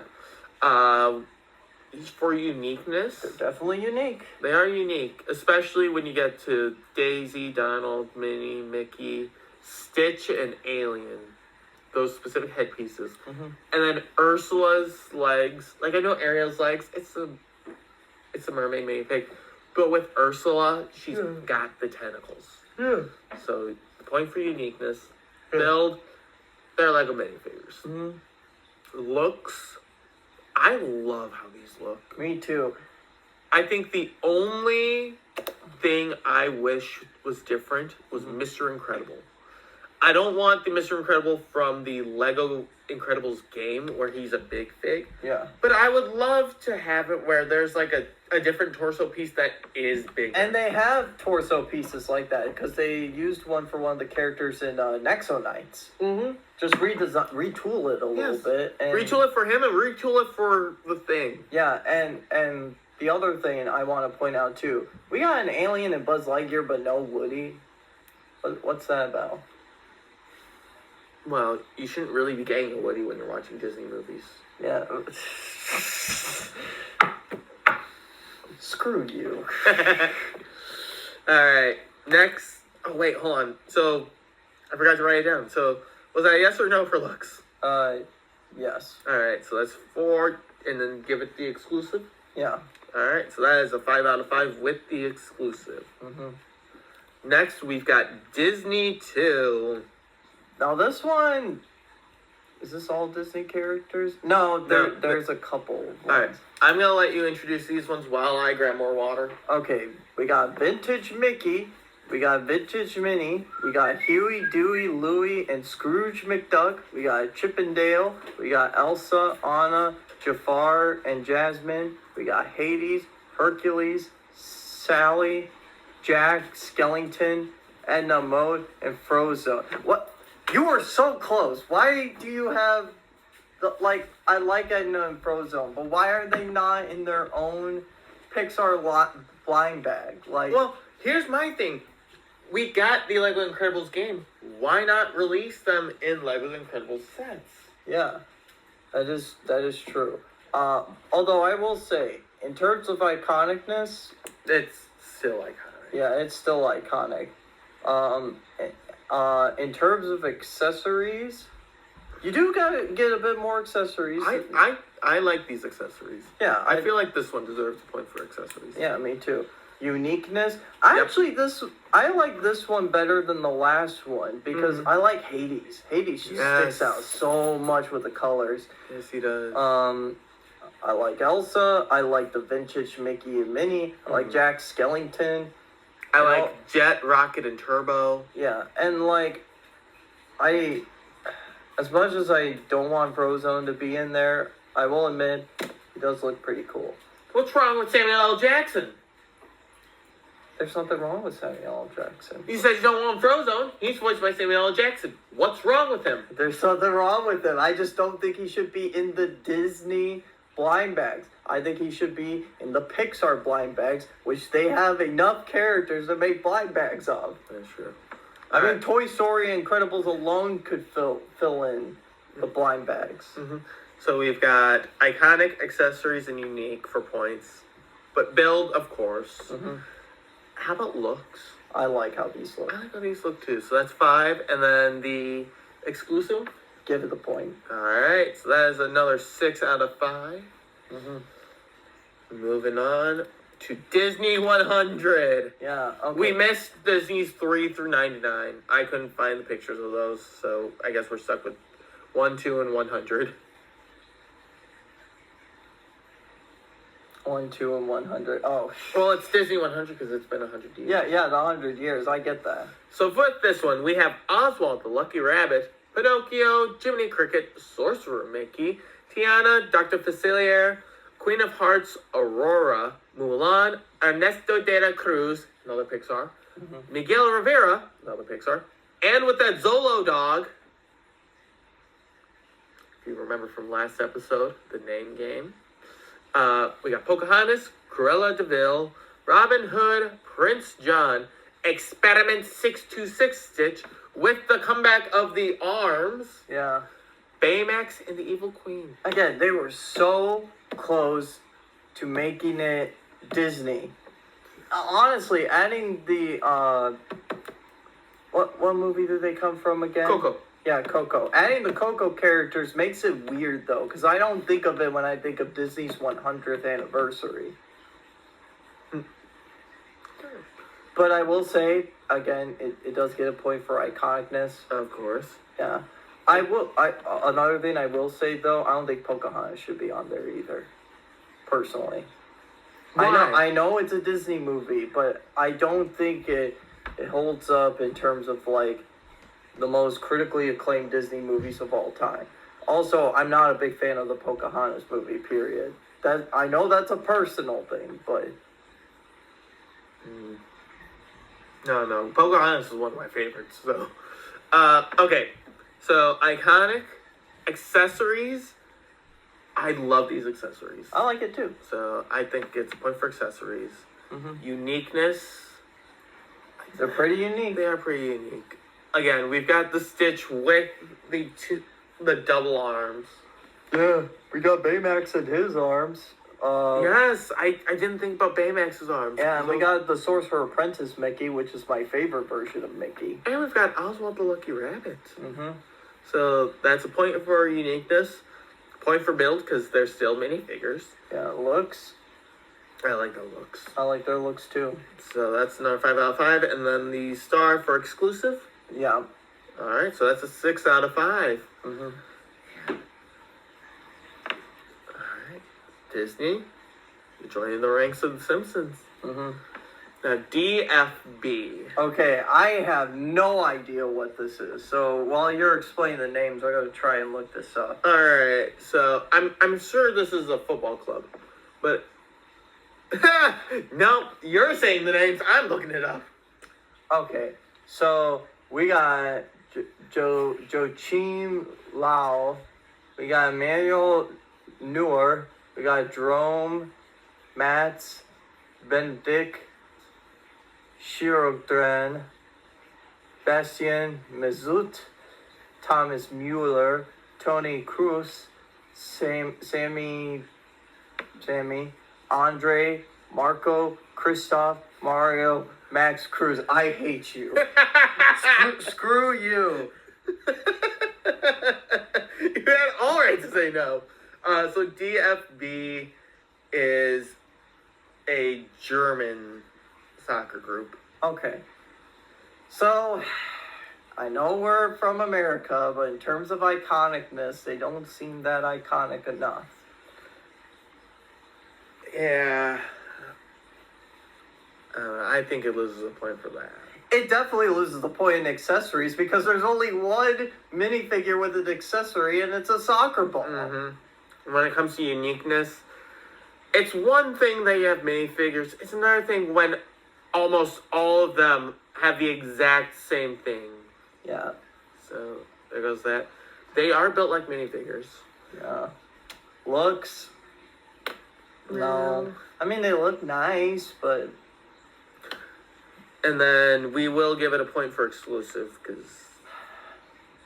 I think this is the only time you'll ever see these. Yeah. So 2 out of 5. Sorry, Germans. Yeah. All right, next we've got Harry Potter and Fantastic Beasts. Mm-hmm. So here we've got Harry Potter, Hermione Granger, Ron Weasley, Draco Malfoy, Luna Lovegood, Neville Longbottom, Cho Chang, Dean Thomas, Lord Voldemort, Dobby, Sybil Trelawney, Cedric Diggory, Phyllis Flitwick, Alistair Mad-Eye Moody / Barty Crouch Jr., Harry Potter with the Invisibility Cloak, Albus Dumbledore, Newt Scamander, Tina Goldstein, Jacob Kowalski, Queenie Goldstein, Credence Barebone, and Percival or Percival Graves / Gilbert Grindelwald. I think this should be a point in iconicness. It is definitely a point in iconicness. Like, it's Harry Potter, and, like, I know some people don't care for the Fantastic Beasts movies, but you still get more Harry Potter characters than you do Fantastic Beasts ones. But yeah. I still think it's pretty strong. Yeah. For that. Accessories? I love the accessories. Yes. I mean, pretty much everyone comes with a wand, but then they come with a second accessory to help aid that. And they have to have the wands. It's Harry Potter. It's wizards. Well, not all of them are wizards, though. Yeah. But the ones that aren't wizards don't come with wands. Yeah, but, anyways, uniqueness, they're pretty unique. They are pretty unique. I think one of my favorite parts of this is Harry's invisibility cloak. I like it too. I love how... I like the version of Albus Dumbledore. I think he's pretty cool. Dumbledore. No, Dumbledore. I thought you said Dumbledore. Yep, so that's the 3 for uniqueness. Build. It's Legos. Yep. Looks. I like how they look. I like how they look too. Now, it's at 5. I don't want to give it the exclusive. I think so too, because this was when Harry Potter was getting a resurgence in like the Lego sets. Mm-hmm. Which I like those modern Harry Potter sets better than some of the older ones. Yeah, me too. But the thing is, Harry Potter sets have been going on for a long time. Mm-hmm. So a lot of these, like, I don't think you can find a Cedric Diggory or honestly most of the Fantastic Beasts characters. Well, no, you can find some of them. Yeah, and Fantastic Beasts was featured in Lego Dimensions. Even have its own story pack. Yeah. However, because of how big Harry Potter is to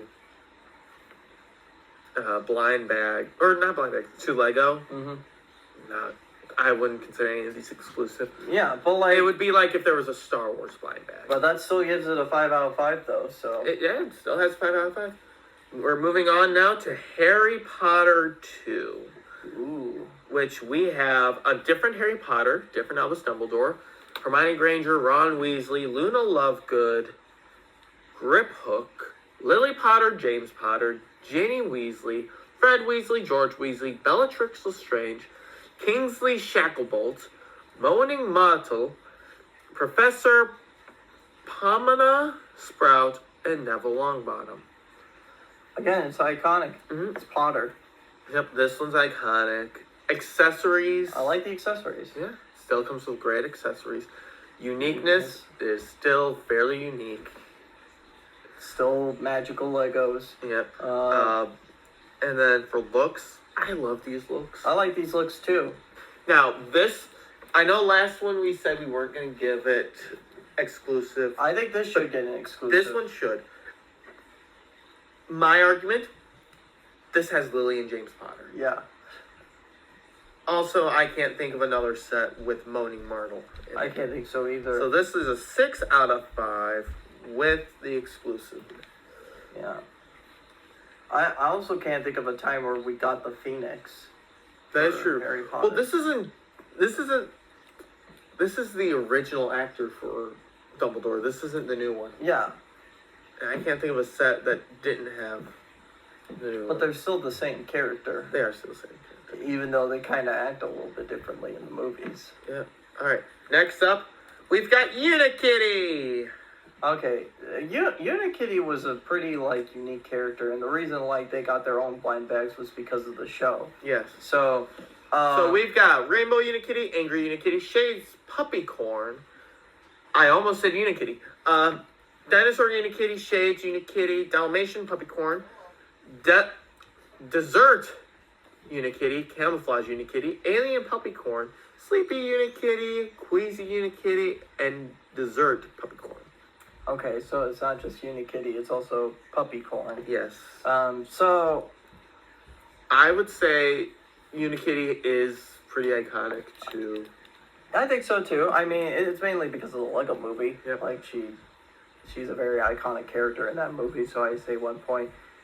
Mm-hmm. There's no accessories that come with these, but I say that'd be pretty hard to give it accessories with the builds that they have. Unique? It is definitely unique. It is definitely unique.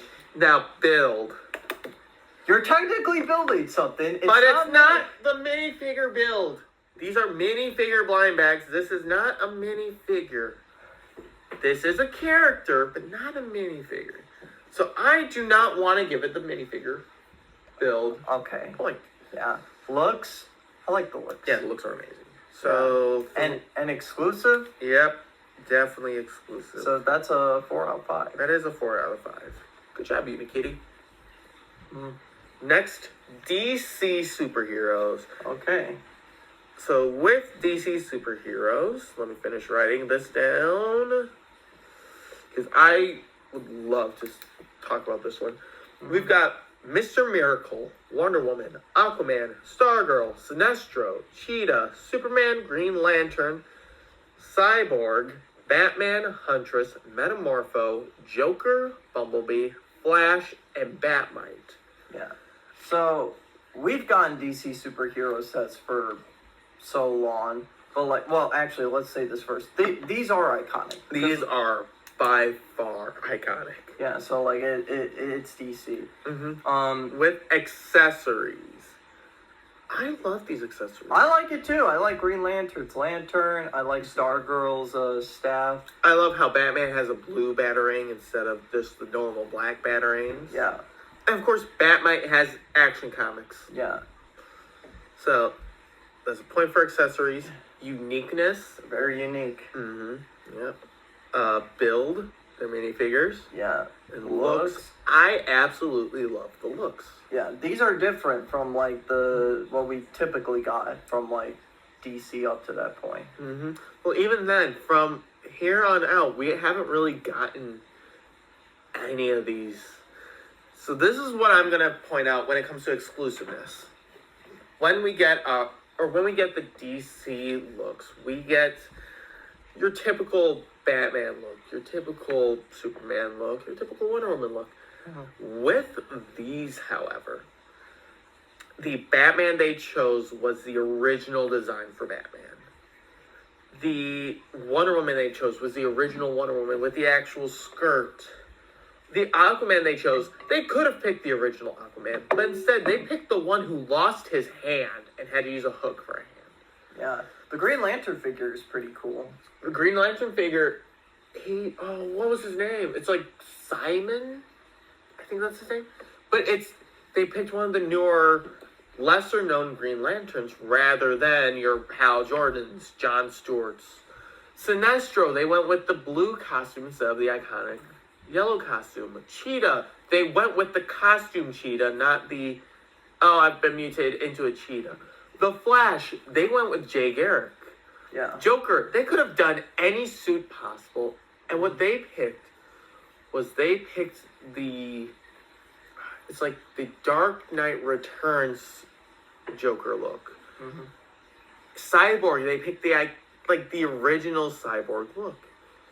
And rather than just going with all of the iconic characters, again, different Green Lantern. They picked Metamorpho, who up until recently hasn't really been a big character. They picked Bumblebee, who hasn't really been an iconic character. We got Huntress, we got Stargirl. Yes. And I know Huntress was in a DC movie, but not a lot of people remember that DC movie. Stargirl had her own TV series. We got Batmite. We have Batmite. You can't go wrong with Batmite. But I want to give it its exclusive because these are different design. Okay. So this is another 6 out of 5. That's good. Yeah. Good job, DC. Next, we've got the Looney Tunes. All right. We got Lola Bunny. We got Bugs Bunny. We got Wile E. Coyote. We got Roadrunner. We got Tweety Bug. We got Sylvester. We got Daffy Duck. We got Speedy Gonzales. We got the Tasmanian Devil. We got Marvin the Martian. We got Petunia Pig and Porky Pig. Okay, this is immediately iconic. Yes. It's freaking Looney Tunes. It's Looney Tunes. You can't go wrong with Looney Tunes. And I watched Looney Tunes growing up. Yep. And accessories. I think it hits with the accessories. Yeah, me too. They got some pretty unique stuff going on. They've got cheese for Speedy Gonzales. And they got the uniqueness. They're very unique. Yep, they are unique builds. They're still Legos, Mhm. and in terms of looks, they all look pretty good, Yeah. and they're pretty exclusive too. Yep, so that is another 6 out of 5. 6 out of 5 for the Looney Tunes. Hmm. Good job. Looks like they're back in action. Hopefully. You didn't get the joke. That's one of the movies. Oh. Alright. And now we get to the Mario sets. Mm-hmm. If I remember correctly, there's 6 of them. They don't have a lot, but we'll discuss them. So we've got the Paragoomba, Fuzzy, Spiny, Buzzy Beetle, Bullet Bill, Babam, Eep Cheep, Blooper, Urchin, and Peepa. Okay. So we've gotten the Mario sets and the play sets. But these are not minifigures, and these aren't like the Unikitty builds. These are literal play sets to me. Mm-hmm. Yes, they are. I know we should give it a point for iconic because it's Mario, but I don't know. I think out of this, the iconic ones are Bullet Bills and Bloopers. Everything else is... And Goombas. Yeah, but it's a Paragoomba. Like, everyone knows the ones that walk on land, not the ones that fly. Okay. So Yeah. Accessories, no accessories. I guess the places that they come around in those accessories, but...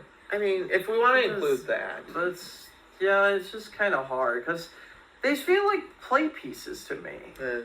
And then uniqueness. Very unique. Yeah, they're very unique. So, point for unique. They're not many figures. There's not many figures. Looks. I like how they look. I like how they look, too. And then, do we want to do a point for exclusiveness? Because I don't think... Yeah, I think so. I don't think you could get these anywhere else. So, that's a 3 out of 5, right? Yeah. Or were we counting the environments as accessories? No. Yep. Alright, so 3 out of 5 with the exclusiveness. Mm-hmm.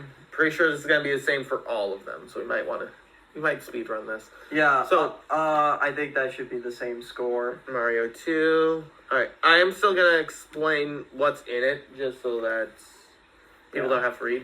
But we've got the Hucket Crab, the Spiny Cheep Cheep, Ninja Foo, Parachute Goomba, Parabeetle, Poison Mushroom, Thwimp, Fly Guy, and Bone Goomba. Okay, I know what thwomps are, but what the heck is a thwimp?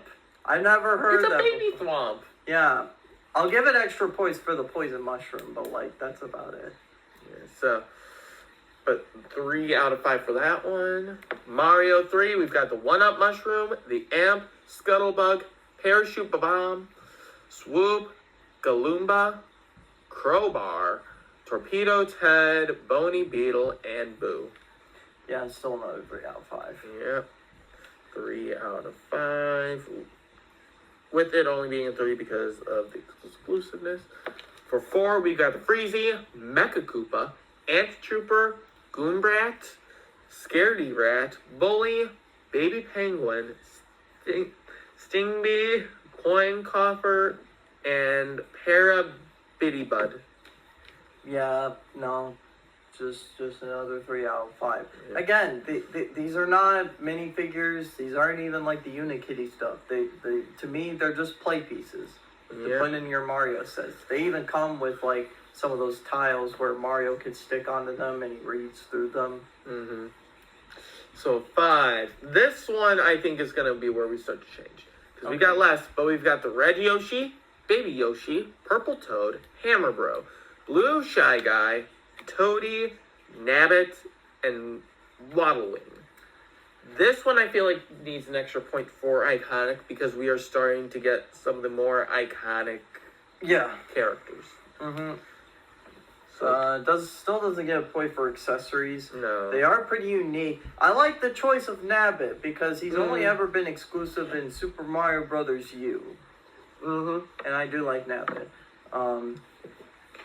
Yeah, so 4 out of 5 for that one. Mm-hmm. Then this one, we got the Blooper, Green Toad, Ice Bro, Birdo, Bramball, Sumo Bro, Spike, and Cat Goombas. I say this is another 3 out of 5. Yeah, I will agree with the 3 out. Even though I do think Birdo is pretty cool. Birdo is pretty cool. I love that they included Birdo. Mm-hmm. All right, so that's Mario sets. Next, we will move on to video. Yeah, so for those that don't know, video was kind of like one of those like app exclusive sets. It was like one of those theme sets. It was not successful, and it's partially because of the fact that it was attached with an app, which those don't tend to be successful for Lego. But So, for video, we've got the ice cream saxophonist. I thought you couldn't eat ice cream. I eat it sometimes. Oh, okay. Samarapper, shark singer, DJ Cheetah, genie dancer, disc cowboy. This cowboy. You know, I was starting to feel sorry for you for reading the German names. Red Panda Dancer, Banshee Singer, Alien Guitarist, Cotton Candy Cheerleader, Bunny Dancer, and Werewolf Drummer. Okay, so I'm not sure if I could consider these iconic because no one really talks about video anymore. No, I wouldn't. Despite it being one of the more recent themes to come out. Mm-hmm. Yeah, I would agree. This one isn't really iconic. I love the accessories, though. Yes, the accessories are all great. Yeah, and again, ice cream guy holding a saxophone. Mm-hmm. And we got that is pretty unique. And we got the guitar, too. Yep. Yeah, and uniqueness, it is pretty unique. I mean, despite the fact, all the figures are very unique. Yes, the figures are unique. I like the DJ booths that they have. Me too. The build, I like the builds. Mm-hmm. Yep, they are minifigures. Yeah, and then the looks, I like how they look. Mm-hmm. Yep, so 4 out of 5. Do we want to give it that extra for exclusiveness? I say we give it the point for exclusiveness. So it is a 5 out of 5 with exclusiveness. Now we move on to video 2. So for those of you who don't know, video is the... I don't know, I was going to say the same thing you... Yeah. But, so we've got the Alien Dancer, the Disc Cowgirl guitarist, I love that name, Disc Cow. DJ Raspberry, Dragon guitarist, Karaoke Mermaid, DJ Captain, Puppy Singer, DJ Beatbox, Slime Singer, Carnival Dancer, Vampire Bassist, and Zombie Dancer. Okay, this is still 5 out of 5. This is by far. They're not iconic enough, but I love the accessories. I like the character designs. I like the dragon guitars. I think he's cool. Yes. Well, you also like the Disc Cowgirl. I like it because of the name. the disc cowboy. You like it because it tortures me. Alright, moving on. We have Marvel Studios. So this set is based on not what happened before, like in the Infinity Saga, but what happened after. Mm-hmm. So this focuses on WandaVision, Falcon and the Winter Soldier, Loki, and the Marvel What If series. Mm-hmm. So we've got the Scarlet Witch, we've got the Vision, we've got Monica Rambeau, Winter Soldier, Captain America, Loki, Sylvie, Zombie Hunter Spidey, Zombie Captain America, Captain Carter, T'Challa Star-Lord, and Gamora with Blade of Thanos. I would say this is fairly iconic. I think so too. Mm-hmm. So that's 1 point for iconic. With accessories, there aren't too many accessories. Yeah. And 4 out of the 12 characters basically have a shield. Well, they basically have the same shield. Yeah. 2 of them have the exact same shield. One of them has the same shield but scratched up, and then one of them has the shield if it were in Britain. Yeah. But I wouldn't give it a point for accessories, though. No points for accessories. Unique. Plus, most of these accessories you can get from any Marvel set. Yeah, that is true. Uniqueness? I'd say the only real unique build you get are Captain America's wings. I don't really want to give it a point for uniqueness. I think so too. Which sucks because I gave a point for uniqueness for DC, but not Marvel. Yeah, build. It's minifigures. It is the minifigure build. Looks. So I like these looks. I like them. There aren't as many standouts, but like I like the majority of them for the most part. Yep. And then We'll give it a point for exclusive. yes, because I think out of all of them, the only one you can get from an actual Lego set at this point in time is Captain America. Mm-hmm. So, yep, so that is a 4 out of 5 for Marvel Studios. Moving on, we've got Marvel Studios 2, and this one focuses on the shows that are after that. Yeah, so we got Agatha Harkness, we got Moon Knight, we got Mr. Knight, we got Werewolf by Night, we got She-Hulk, we got Hawkeye, Kate Bishop, Goliath, Echo, Beast, Storm, and Wolverine. Now, this one I am going to keep iconic for because we've got the iconic yellow suit back. For Wolverine? Yep. Yeah. And we've got the mask this time because the original Wolverine didn't have the mask. Yeah, it was just a hairpiece. That is true. Accessories? There aren't too many accessories. There's more accessories here than earlier. And they're not really unique. I'd say the most unique ones. We've got Ant-Man. Mm-hmm. And we've got the Werewolf by Night Stone. But I don't know. I don't want to give it a point for accessories. Me neither. Uniqueness? They're pretty unique. Yes, they are unique. Build, there's so many figures, and then looks. Mm-hmm. Generally, I like how these look. Yes, I like how these look too. And then we'll give it a point for exclusiveness. So Is that another 4 out of 5? I think this one's 5 out of 5. Okay. Because we got iconic, uniqueness, build, looks. Yeah. So that's a 5 out of 5. Alright, moving on. We've got the Muppets. biggest upset of this entire thing, the Muppets. Just to let you know, I am a big fan of the Muppets. One of these days, we're going to have to do an episode where we take a bunch of movies and replace one character, or replace all the characters but one with Muppets. I already gave you that suggestion one day with Atlantis. I think we all just keep thinking about it. We got to act on it. So anyway, with the Muppets, we got Ralph the dog, Dr. Bunsen Honeydew, Beaker Gonzo, Kermit the Frog, Miss Piggy, Fozzie Bear, Animal, Waldorf and Statler, the Swedish Chef, and Janice. I would say iconic. Yeah. It's the Muppets. They're iconic. Muppets. They're iconic. This is where I say it's the biggest upset. No accessories. There are no accessories. Each of these characters should have gotten an accessory. I don't know what all the accessories should be. I feel like Fozzie should be holding a rubber chicken. I feel like Kermit should have a banjo. I think, a banjo or a script because, he's the director. Yeah.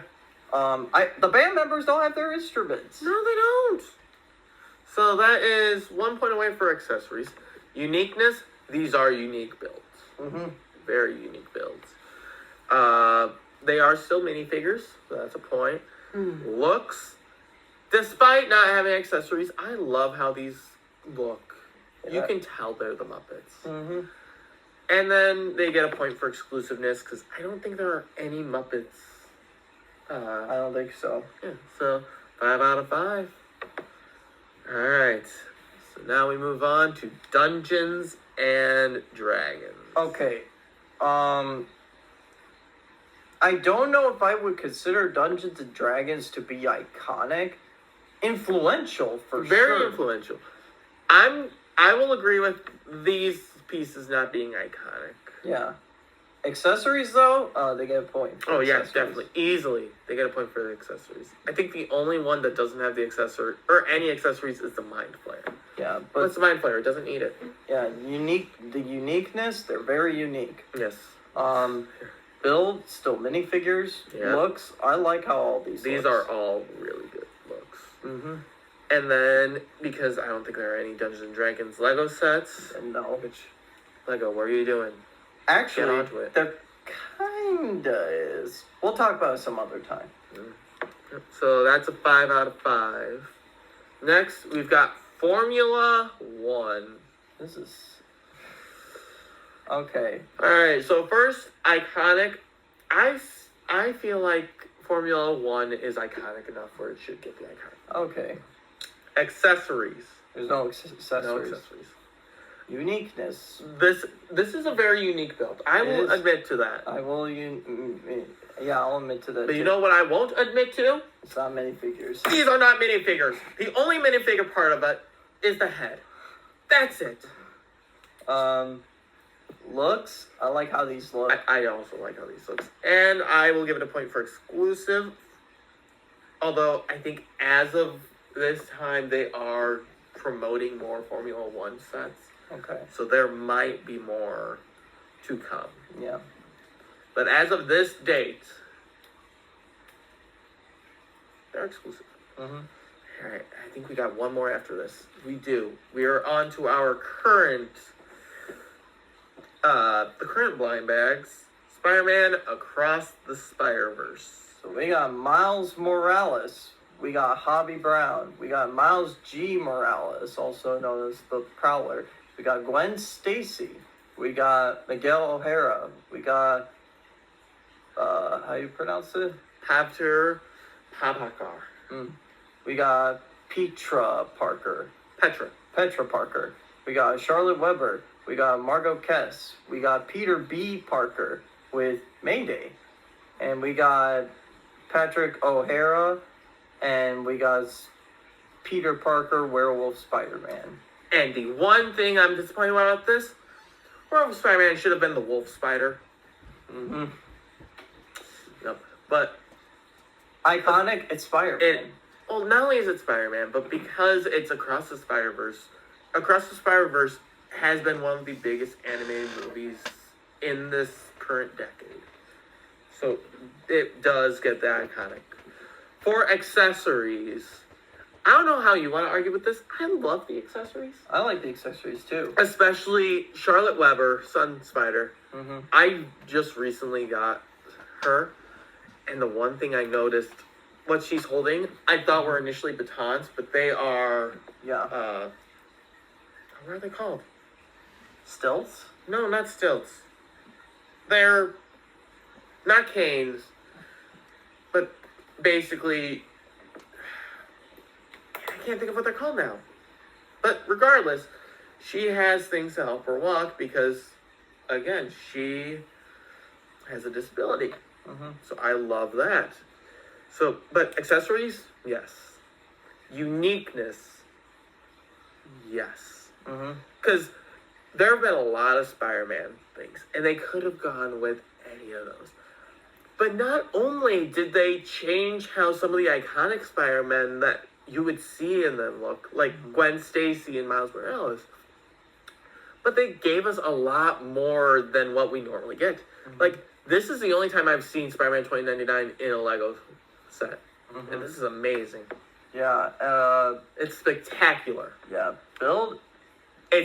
And his amazing friends. Yeah. Build, it's Legos. Yep. Looks, they all look absolutely amazing. And we can give it a point for exclusives too. Yep, so that's 6 out of 5? Yeah. 6 out of 5 to end our ranking. So this is where we are at. If you see a star, it means we gave it an extra point for exclusiveness. Yeah. Which we gave a lot of stars for that latter half. Yep. But overall, minifig blind bags have pretty much changed. Yes. I mean, you've gone from... this is in PowerPoint, so this is going to take a while. We've gone from just a random collection of just generic pieces, which, again, at the time was still iconic because it is the first. We went from there all the way down to like more specific builds, and Lego will constantly go and test more limits. They'll see what works, what doesn't work. I really wish they brought back just like a genuine mystery bag where you don't know what specifically you're getting, or what you're getting something from. Yeah.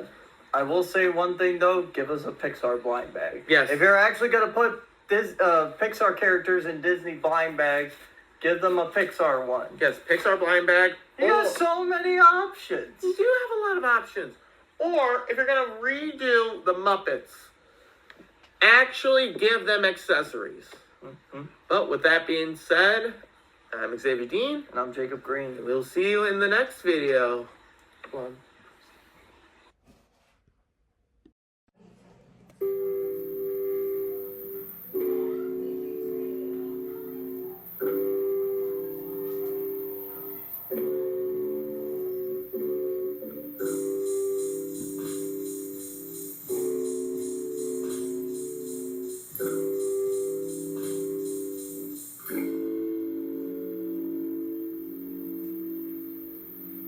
Hmm.